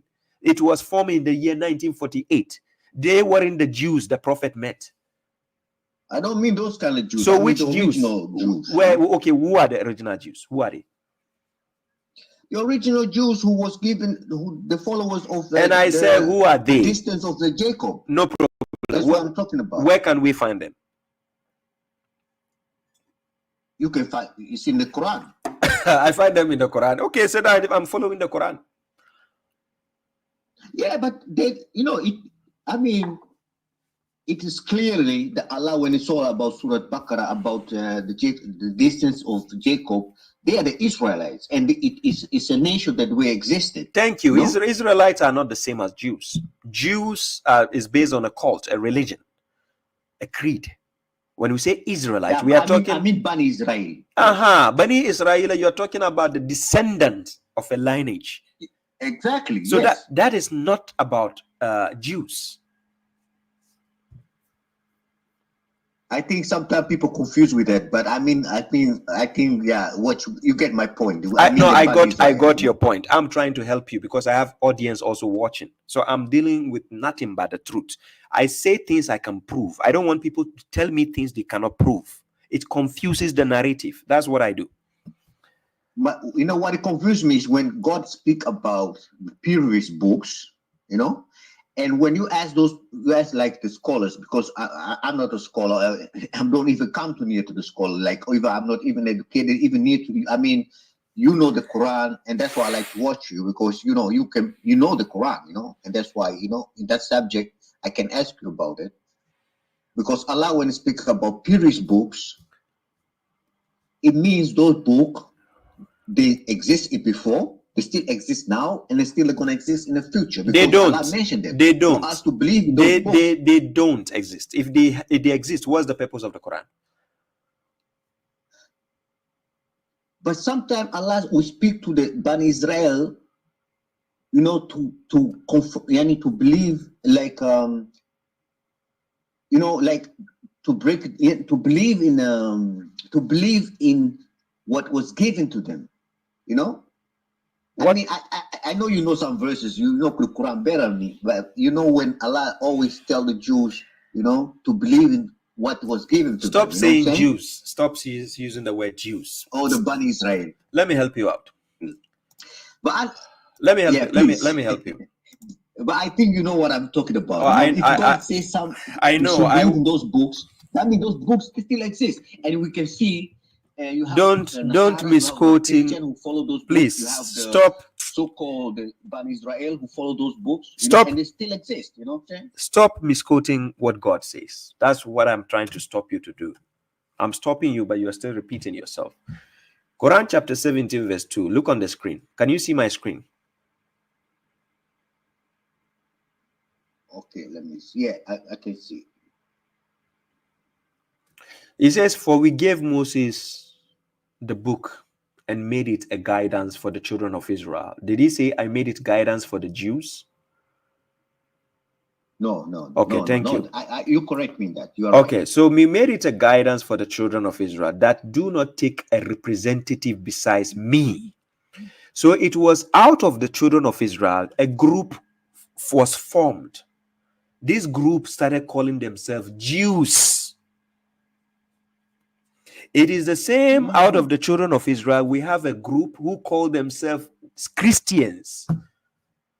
Are you getting my point? Yeah. Okay, so now, Quran chapter 5, verse 44. We are going to see at that time what the Torah was used for. God says, indeed, we sent down the Torah wherein is guidance and light. The prophets who submitted, judged by it for those who were Jewish. So it was the prophet who were Muslims. They used the book, the Torah, to judge the Jews. Yes. And so did the rabbis and the scholars by what they were entrusted of the book of God. And they were witnesses to it. So do not fear the people, but fear me. And do not trade my verses for a little price. And whoever does not judge by what God has revealed, then those are the disbelievers. So the question is, the book, these people, the Jews today, they are holding, is it the book of God?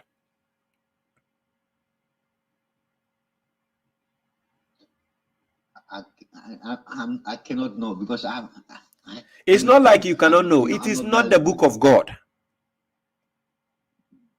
It is not. There are criteria in which God to say they should judge according to what was given to them. Who did he tell them to judge according to what was given? What was given to them? What book did God give them? And that's what I wanted to answer. What book did God give to the Jews? What's the name of the book? They were given the Torah. Where does it say the Jews were given the Torah? You just read for me there. No, does it say that it gave to God the was Jews? given them the book. No, does it say in this verse it gave the Jews? Or the Are you seeing the What's confusion Bani Israel? here? We are talking about Bani Israel. Stop repeating Jews again. So you mean the Jews are the sect of the Bani Israel? Exactly, it's a sect. Okay. Yes, they created a religion, Judaism, and they have a creed. And that's why they keep saying nobody will go to paradise unless you become a Jew or a Christian, because they formed another religion other than what God instructed them. So when you go to Quran chapter 2, verse 111, this is what the Jews and the Christians said. They say, and So they say, Nasara and Christian are all the same? yes, Nasara means partisans. That's one who supported Isa. So they formulated a new religion out of the support they have for Jesus. Then they started calling themselves Christians. Okay. But can I ask you, where are now the Nasara and where are there now the Bani Israel? And where are there now let's say the group that call like the really Muslims, the one who follow the Quran, the community of only the Quran followers? Okay, like the look, way it was. we have taken it more of my time. Let me simplify this answer, then we can end this part, right? Jews is a sect created out of the children of Israel. Christians is a sect created out of children of Israel, right? So they formed a cult. So even out of their cults, they are claiming they have the book of God, but yet that is not the book of God they have, because they concocted a lot of things. So let me show you the evidence to that.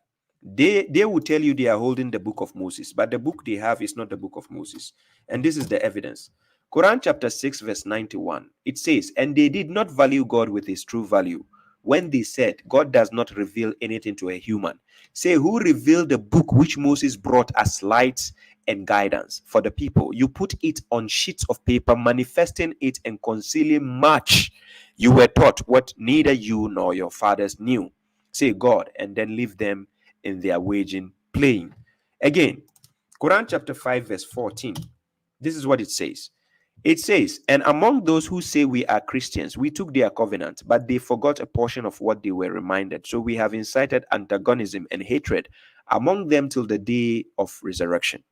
Then he said, and God will inform them of what they have been doing. So he says, O people of the book, our messenger has come to you to clarify to you much of what you have concealed of the book, while overlooking much.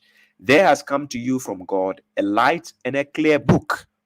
So if God has brought us a clear book already, which is the Quran, a light, what do I need a previous some book that people have formulated, they have hidden some certain things. They have concealed a lot of things. What do I need that book for?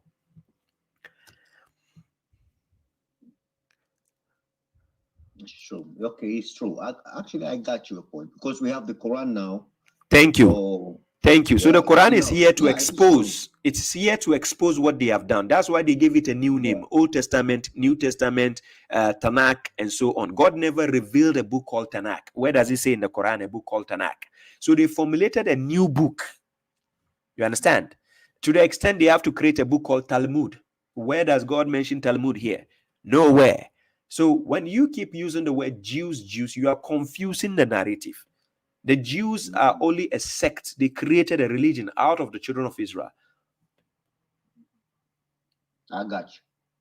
Thank you. So, okay, my last question. Right. Hey. My last question, huh?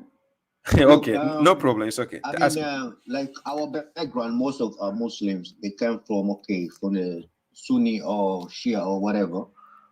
And I think the same as to you too, for you to come to the knowledge you are, to study the Quran and to realize the Quran is the only guidance, you had a background, you know what I'm saying? And like to say, like also the community, like the community where you go to madrasa, you go to the mosque and you get your knowledge, you know? But now, like if you say, where is the community of the Quran only Muslims, there is no, you know?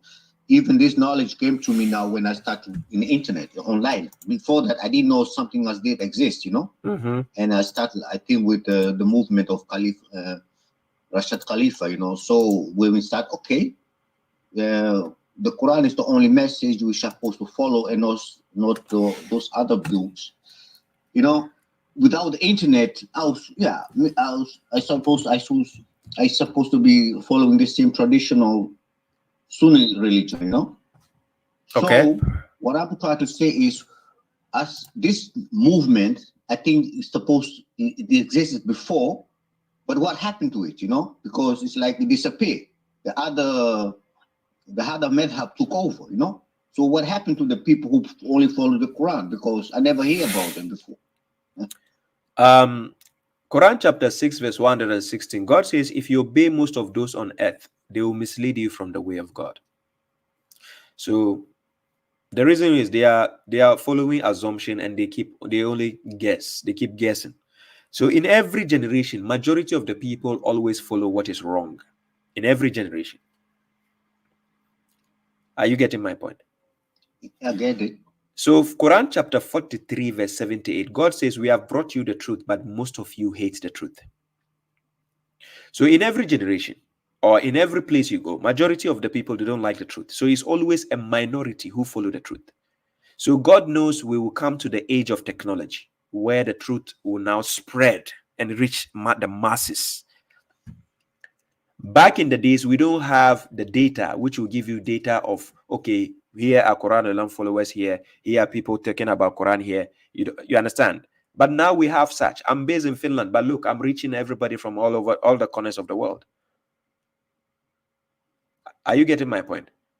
So sometimes people are there because of the technology. So before that, there were no community of the Islam, the people. There is, but it's a minority. How can you know where they are or where they are based? You can never know. So there is always. We see the example in the Quran. It was soloist. People just follow. Very individual. Very it's few. People. I mean, always few. Because the majority will not like the truth to propagate to the people. They will not want that kind of statement to reach the people. And this is why majority of the people hate us, because we claim we follow the Quran. So they will hate you. So imagine. But don't you want to go with your family to like with a community where we study the Quran? We have like somebody who's knowledgeable like you, break it down the Quran, and like say now you go to the mosque, you speak with the imam, or he give the lecture in the mosque, we supposed to have course. Also like a community, the people who believe in it. Yes, a community is always needed. Even Abraham had a community. People were coming to Abraham. They came to visit Abraham. Was also the Quran Muslim only, right? Yes, what happened to that community? Yeah, always this community will expire. New one will come. You understand? Yes, it always expires. Stop for the No, of course, everything has an expiry date. Well, how we can expire? Yeah, expire. Do people expire or not?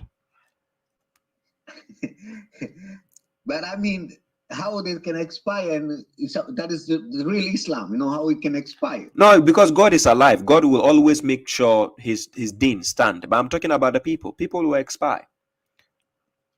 But you know what I'm saying? Before online, before these things online, I never knew it was a community like from Islam, Muslim who follow the Quran only. Because I only knew the Sunni, the you know what I'm saying? Because the madhabs, you know. Because the mushriks never want you to know this. This is why they silence people who propagate the Quran alone message.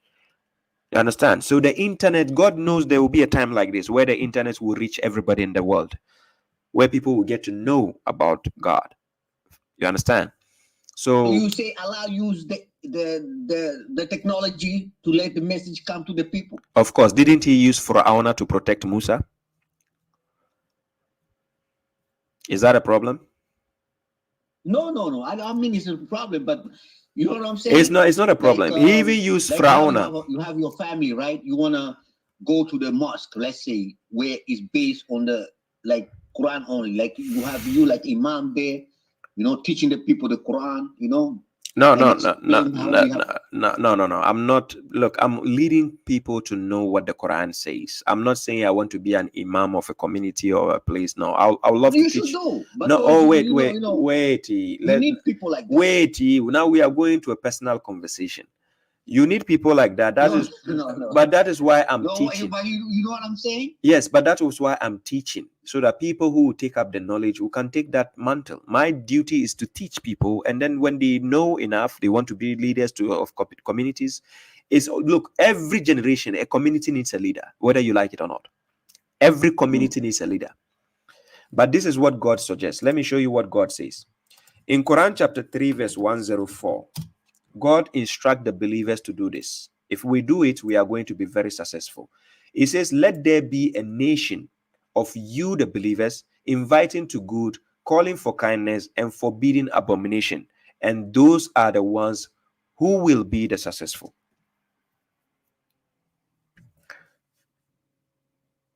Yes. Then he says, and do not be like those who became separated and deferred after what had come to them of proofs. Those will have a terrible punishment. So in order to have a community, we have to deal with what? Proofs. You say things, you have to prove it.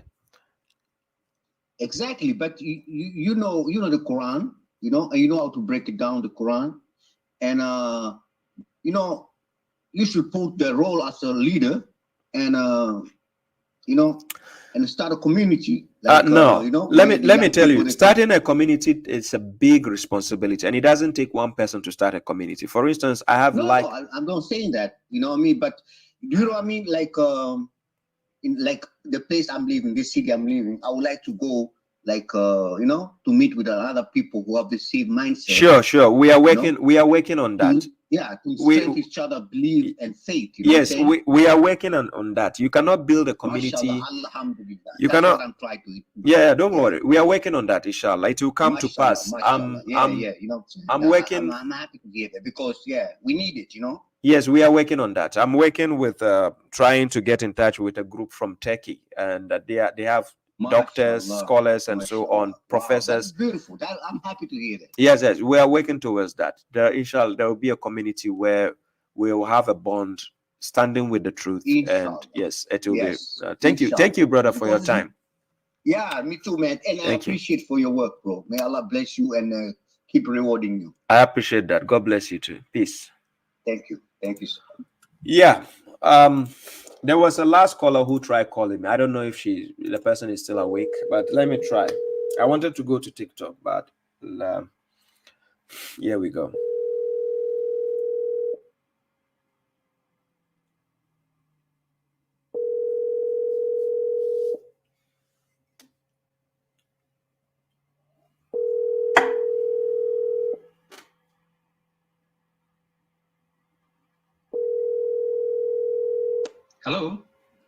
Hello, salam. Wa alaikum salam, my brother. Your name and where you're calling from? I'm calling from Canada. Okay. My name is Mohammed Rahim. Nice to meet you, Brother Mohammed. How may I help you? I sent you a text in connection with the Worcester Salat. Okay. And I'm not knowledgeable with Arabic language or so. What I read in chapter 1778, where it says about Duluk al-Shams. Yeah. Which is the middle of the day. But I think from what you were saying, I was watching one of your lectures and it says the middle of the night. Okay. So I am kind of confused because, and that's the question I have. I know the morning and the night prayer, the Fajr and the Isha is correct, according to what I see. But the one in terms of the middle, I thought the middle of the day to local Shams. So that's what I'm thinking. So Okay. my question is it the night or the day? Okay. Well, I'll give you the breakdown to that, right? So usually the word duluk mentioned in Quran chapter 17 verse 78. Let me put it on the screen. 17 verse 78. When you take the sectarians form as translation, what they do is they try to twist words. They try to change the meaning of words. However, words have etymology. You can trace words and know the background of a word, where it comes from, what it means, right? So in Arabic, we have something we call the trilateral root word. For instance, if I put on the screen like this, if you see on the screen, Are you on? Can you see that? No, I can't because I'm on the phone here. Can't see. Okay, no problem, no problem. If you rewatch the part later, you see, right? So delaka, the word duluki shams comes from the word delaka, right? Okay. So now this delaka, which you find in Quran chapter 17 verse 78, the word delaka, it's literally, it means to fade away. It means to rub something off. When you rub something, you know, when you take a cream, if you take a cream in your hands and you start rubbing, what happens? The cream vanishes. Disappear, yes. So literally, the meaning of delaka is to rub something away, rub it off, or fade away. Or we have to bring it in another instance, then we can say to decline. If it is the sun you are talking about, then we say the sun is setting, or we can say the sun is fading away. So sunset is the best word to use for it. But when I check what the sectarians try to do is when they're translating the verse, chapter 17, verse 70, then they will say, when the sun is declining from the middle of the day. That's wrong. The verse never mentioned anything from the middle or to say noon. It never says that. One of the things that I have a submitter who's in England who wrote an article on this, and he said that we follow what basically was handed down for Abraham, which is 3 times a day. The Christians do it, and those people from that time do morning, night, and the middle of the day. By the way, somebody is asking if you are originally from Guyana. From what? Somebody is asking if you are originally from Guyana. From Guyana, yes. Okay. I think the person who's asking cannot knows you or something. There's somebody asking from TikTok. Anyways, go ahead. So yeah, that's what I was reading from that site. And the guy is Arabic. He writes really good articles too, like you. And I just wanted to know, what is the perspective? Is it day or is it night? It is evening. Evening. If you on the screen, if you go to my translation, I don't know if you have the website. It's thegreatquran.com. I have a copy. I have a copy you sent me, one by, I think, PDF also. PDF. I think. Okay, good. When you go to Quran chapter 17 verse 70, that's why I put word for word translation. The word for word is to help you to capture the word so that you can go and check the etymology of the word. You can trace the history of the word, or you check the root word, where it's coming from. You understand? So I put meanings, and whenever there is a controversial aspect to a topic, I underline it. You see, I underline some of the subjects in the verses.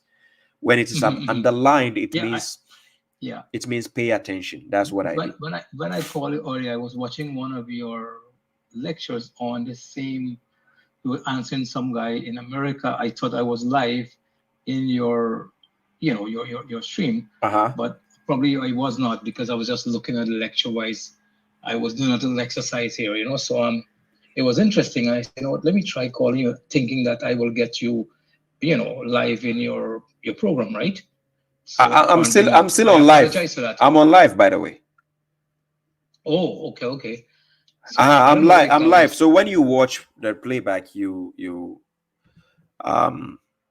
see what the conversation we are having now. So the word duluki is used as a present continuous. So he's talking about the setting or declining or the fading away of the sun. That is the proper meaning of the word dalaka. We don't. When because my understanding is when you're in the middle of the day, the sun is declining automatically. When something is, the middle of the day. I tell you something. When something is in the middle, we don't say it is declining. It is that logically, it doesn't work that way. If we say somebody is declining, does the person stand straight? No, it's just that the way how it was told that, well, okay, the middle of the day, it's the middle, but when it starts to go with a shadow, it moving away from the middle to go towards the evening. But I just gave you the literal meaning of the word. If you want to understand something without having contradictions or confusion, you trace the etymology of the word and go to the root word. Yeah, well, those areas I certainly don't have any knowledge because I don't know Arabic in that sense. No. Let me help you out. It's not necessarily about knowing Arabic. We are in the age of technology where you can verify things. True, very true. So it's not about what somebody who is an Arab or look. I'm from Ghana. I give lectures on the Quran. I have Arabians who actually who used to even come to my house for lectures. It doesn't necessarily mean I'm going to teach them Arabic. I see many of your stuff and it's amazing. It's just I appreciate that. Thank you. And I really like you to continue with good health and God bless you with all that I appreciate that. And the time you dedicate for us to learn from you it's amazing. Thank you. So what I'm saying is it is about verification. Look, the truth is all about something that can be verified. When somebody is truthful, make sure they tell you things they can verify. That's all the truth. So Baba Shuaib, whatever I sit here, I say are things that I can prove, I can give evidence to, I can give verification to, because I need to give you all the time. I see you do it like an instant, like you flick your fingers and you get it. You could have it at your fingertips. Exactly. I could see that. Exactly. Amazing stuff. So when you are talking with somebody who is an Arabian or a learned person, and then they mention a word and they tell you it means this, just ask them, where's the root word? Where does it come from? Let's go and trace the etymology of the word. Then from the etymology, you get the idea, the gist. Just ask them, what does this word mean? Give me all the meanings of this word. The only one thing that I was gathering though, they use the words within the Quran as the Quran from God as its own dictionary. In other words, if this word is used in the Quran, use the same word elsewhere in the Quran and justify it. It's not possible. It's not possible. Quran is based on a language. Yes, it's based. Quran didn't create its own language. That is number one. So let me give you the evidence on the. Let me give you the evidences. For instance, Quran chapter 16 verse 103. God says, "We certainly know that they say it is only a human who teaches him. The language by which they equivocate is foreign, but this is a clear Arabic language." Okay. Now, when something is clear, it is something which is evidential. You can trace the meanings or the things to verify. Quran is based in Arabic language. Are you getting? But however, it has clarity. It brings clarity. So the clarity of the Quran are things that we can verify. Quran is not telling you things or is not bringing its new language. It just happened to be a unique form of Arabic, but it doesn't mean it's a new Arabic.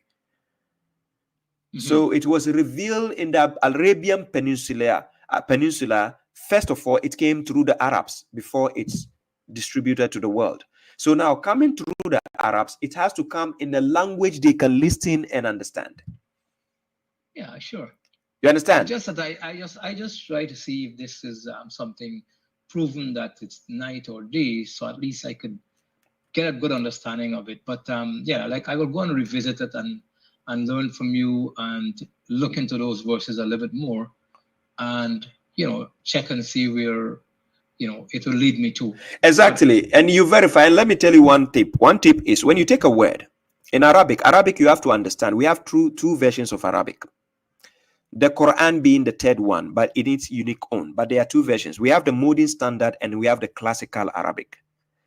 But the reason why I'm saying two versions, in the mainstream, this is the versions you have. But the third version is the Quran, which stands on its own. The Quran takes a bit from the modern standard, and it takes some from the classical, and then there are points where the Quran stands on its own. I give an example.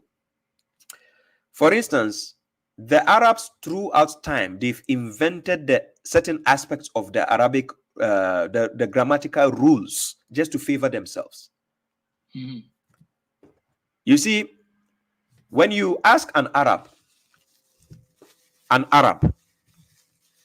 the word Araba or Arab in Arabic is singular. It means one Arabian. If you ask an Arab, again, if I want to say Arabs, how do I say? They will still say Arab. In the language of the Quran, that is wrong. It doesn't stand the test of time. I'm trying to understand something though. Like we use the Quran and words used in the Quran within the Quran, but then if you go outside to take other language parts and try to justify that, oh, this is not what God is saying, but it means this. Like you go to lexicons or you go here and you go there, which came after the Quran was revealed, and the language that God used should be used within the Quran because that's the best way to understand. That's my understanding. No, you have to understand. You have to understand the timeline. That's why I'm saying we have classical and we have modern standard. Then the Quran stand on its own in between. We have certain aspects of the Quran which are basic. Even somebody who learned the MSA version of Arabic can understand the basic aspect. Right. Okay. You understand? For instance, Fatiha, chapter 1 of the Quran. You don't need to be advanced in Arabic language to understand the basics of chapter 1. Then we have other instances in the Quran which a word has been uniquely used in the Quran. So you have to read the context with the ones which are easy. So let me tell you one of the secrets of the Quran that people don't know. I'm saying a secret because I've translated the Quran. So based on that, I know it as a secret. You see that those big. By the way, I like how you put your Quranic translation, mix transliteration with the Arabic and the English. Yeah, thank you. Thank you. I appreciate that. It's one of the use. I see many Qurans, and this one is the one that I saw this way. Yeah. Because normally you have the Arabic and you have transliteration, you have English. Exactly. Separated in each column. But this is pretty nice for a person like me who's learning. Yeah. That could pick up things much easier. Yes, exactly. I appreciate that. So one of the tips I'm giving is, you see those big chapters in the Quran. Most of the topics in the big chapters have already been explained in the minor chapters. So what the Quran does it gave us the hint in Quran chapter 39 verse 23. It is a book similarly repeating the things it says in the Quran is repeatedly being repeated. For instance, God can be telling you the story of Moses in Quran chapter 20. Then he will repeat a same story, but in different words in Quran chapter 27 or Quran chapter 28, telling you about the same story again, but using different choice of words. Yeah, I get what you're saying, and I don't want to keep you because I know you have other people's with questions maybe, and I appreciate that. Thank you. So that you don't, I don't want to think, but I will check into it. But thank you so much, and I will always give you a call again or maybe text you of anything that I might have to clear up. Thank you. But thank you so much, and God bless. Thank you. Peace. Yeah, bye. Bye. Okay, so with the call session, I think that's my last caller on that. I'm not picking any more calls. I think I picked enough calls. So let me move to TikTok. I've done almost 4 hours. I think it's too long for people to. Yes, on TikTok, I'm using the same name as I'm using on Facebook and YouTube, right? Jibril. I'm using the same name Bush2G9 correctional officer. You find me the same name as you find me here. So on TikTok, you find me with the same name. Yeah, thank you very much, Mood Asmawinga. I appreciate that. Guys, before I go, thank you very much. The real Mishizi Sniper. I appreciate that. Thank you. Before I go, I'm going to play a video. Normally, this video, I put it for the subscribers on my channels, but I'm going to play the video. It has to do with some of the people, the way they think I'm handling issues. People think I'm just being harsh to everybody. I'm not like that. But that video is going to give you the breakdown of what Baba Shuaib represents, right? So thank you very much, all of you. Fatima Chin, Sharif Karim, S. Faraj, Hello H, L. S4. Yes, I'm bringing the topic to Facebook and YouTube to an end, and I'm jumping to TikTok. I might be there for like 2 hours before I go. So, ladies and gentlemen, in case I didn't get to answer your question, please kindly join me on TikTok. I might have time there to answer you before I go, right? Thank you very much. Yeah, thank you, Brother Omar, also. Thank you. I appreciate that. Brother Abdullahi Murtala, please don't put your number in the comment section. Please don't do that. Kindly send me a message. My number is on the screen. Look, my phone number is on the screen. Just take it and then send me a message. Don't put your number in the comment section. It's not advisable. You see, so thank you very much. So I played a video, then we move to TikTok. So ladies and gentlemen, till we meet again next week. Peace out. Zamao says, why do you straight up get up angry? Get angry when you are asked any questions in comments or elsewhere. You are good at reason, so such a person should be humble and diplomatic in replying, not arrogant, brother. You see, the problem with your advice is, I wish you are in my position. That is the only thing I can tell you. You know, usually people who are not in a particular position think that they know better and then they can advise better. I wish you are in my position to give me that advice, but you are not. So you will not understand even if I explain myself. In life, whatever be the case, right? You cannot please everybody. To some people, you might sound arrogant. Some people who understand how life is, they don't see that as arrogant. You are entitled to your opinion, right? But this is the problem with you people. You are always quick to think you know better. You want to advise somebody who is in a position you have never been to experience what I'm experiencing. You might not see me humble. I have people who see me humble. I have my own colors that I have to display to the certain people I'm dealing with. When you present yourself in a rude way, I have to give it back to you. Respect is reciprocal. I dare anybody to show me one of a comment on my page, any part of my page, where somebody commented respectfully and I disrespected the person. You will never find such. And also, don't expect me to take my time to answer everybody in the comment section. I'm Baba Shuaib. I'm not built for that. That's why I do live streams, right? And this is me. If you are not okay with it, then stay away. That's it. Baba Shuaib didn't beg you by force, come and watch me. It's a message I'm delivering. If you are interested in the message, take it and go. I didn't say come and be my servant, nor come and like my lifestyle, my personality. That is not what I asked for. It will be foolishness of you to think you'll be down there and you're giving me advice. I wish you are in my position before you can give me that advice. I'm not beyond advice, no. But I wish you are in my position, then you understand what it feels to be in my position. I sit here, I lecture people from the book of God, the Quran. Everything you see me doing on my page, I can justify, because I'm not here to please you. I'm here to please God. You are sitting here watching me because God willed for that to happen. It's not because I'm handsome or I'm better than everybody or I know how to speak better than everybody. No, that's not why you are here. You are here because of the message I have to deliver, which is from God. That's what you are interested. So don't be quick to start talking about me, my personality. Baba Shuaib, you are this, you are this. You are a fool if you think that way. I'm serious. You are a big fool, because even the people of Abraham will classify him as arrogant when he went to advise them concerning the idols. The people of Suleiman, some of them might classify him as has arrogance because he thinks he is on top of his kingdom. You understand? In life, you can never please everybody. That is what I want you to understand. If you have never been disrespectful to you and you see me and somebody knocking each other, stay mute and shut your beak and leave your case out of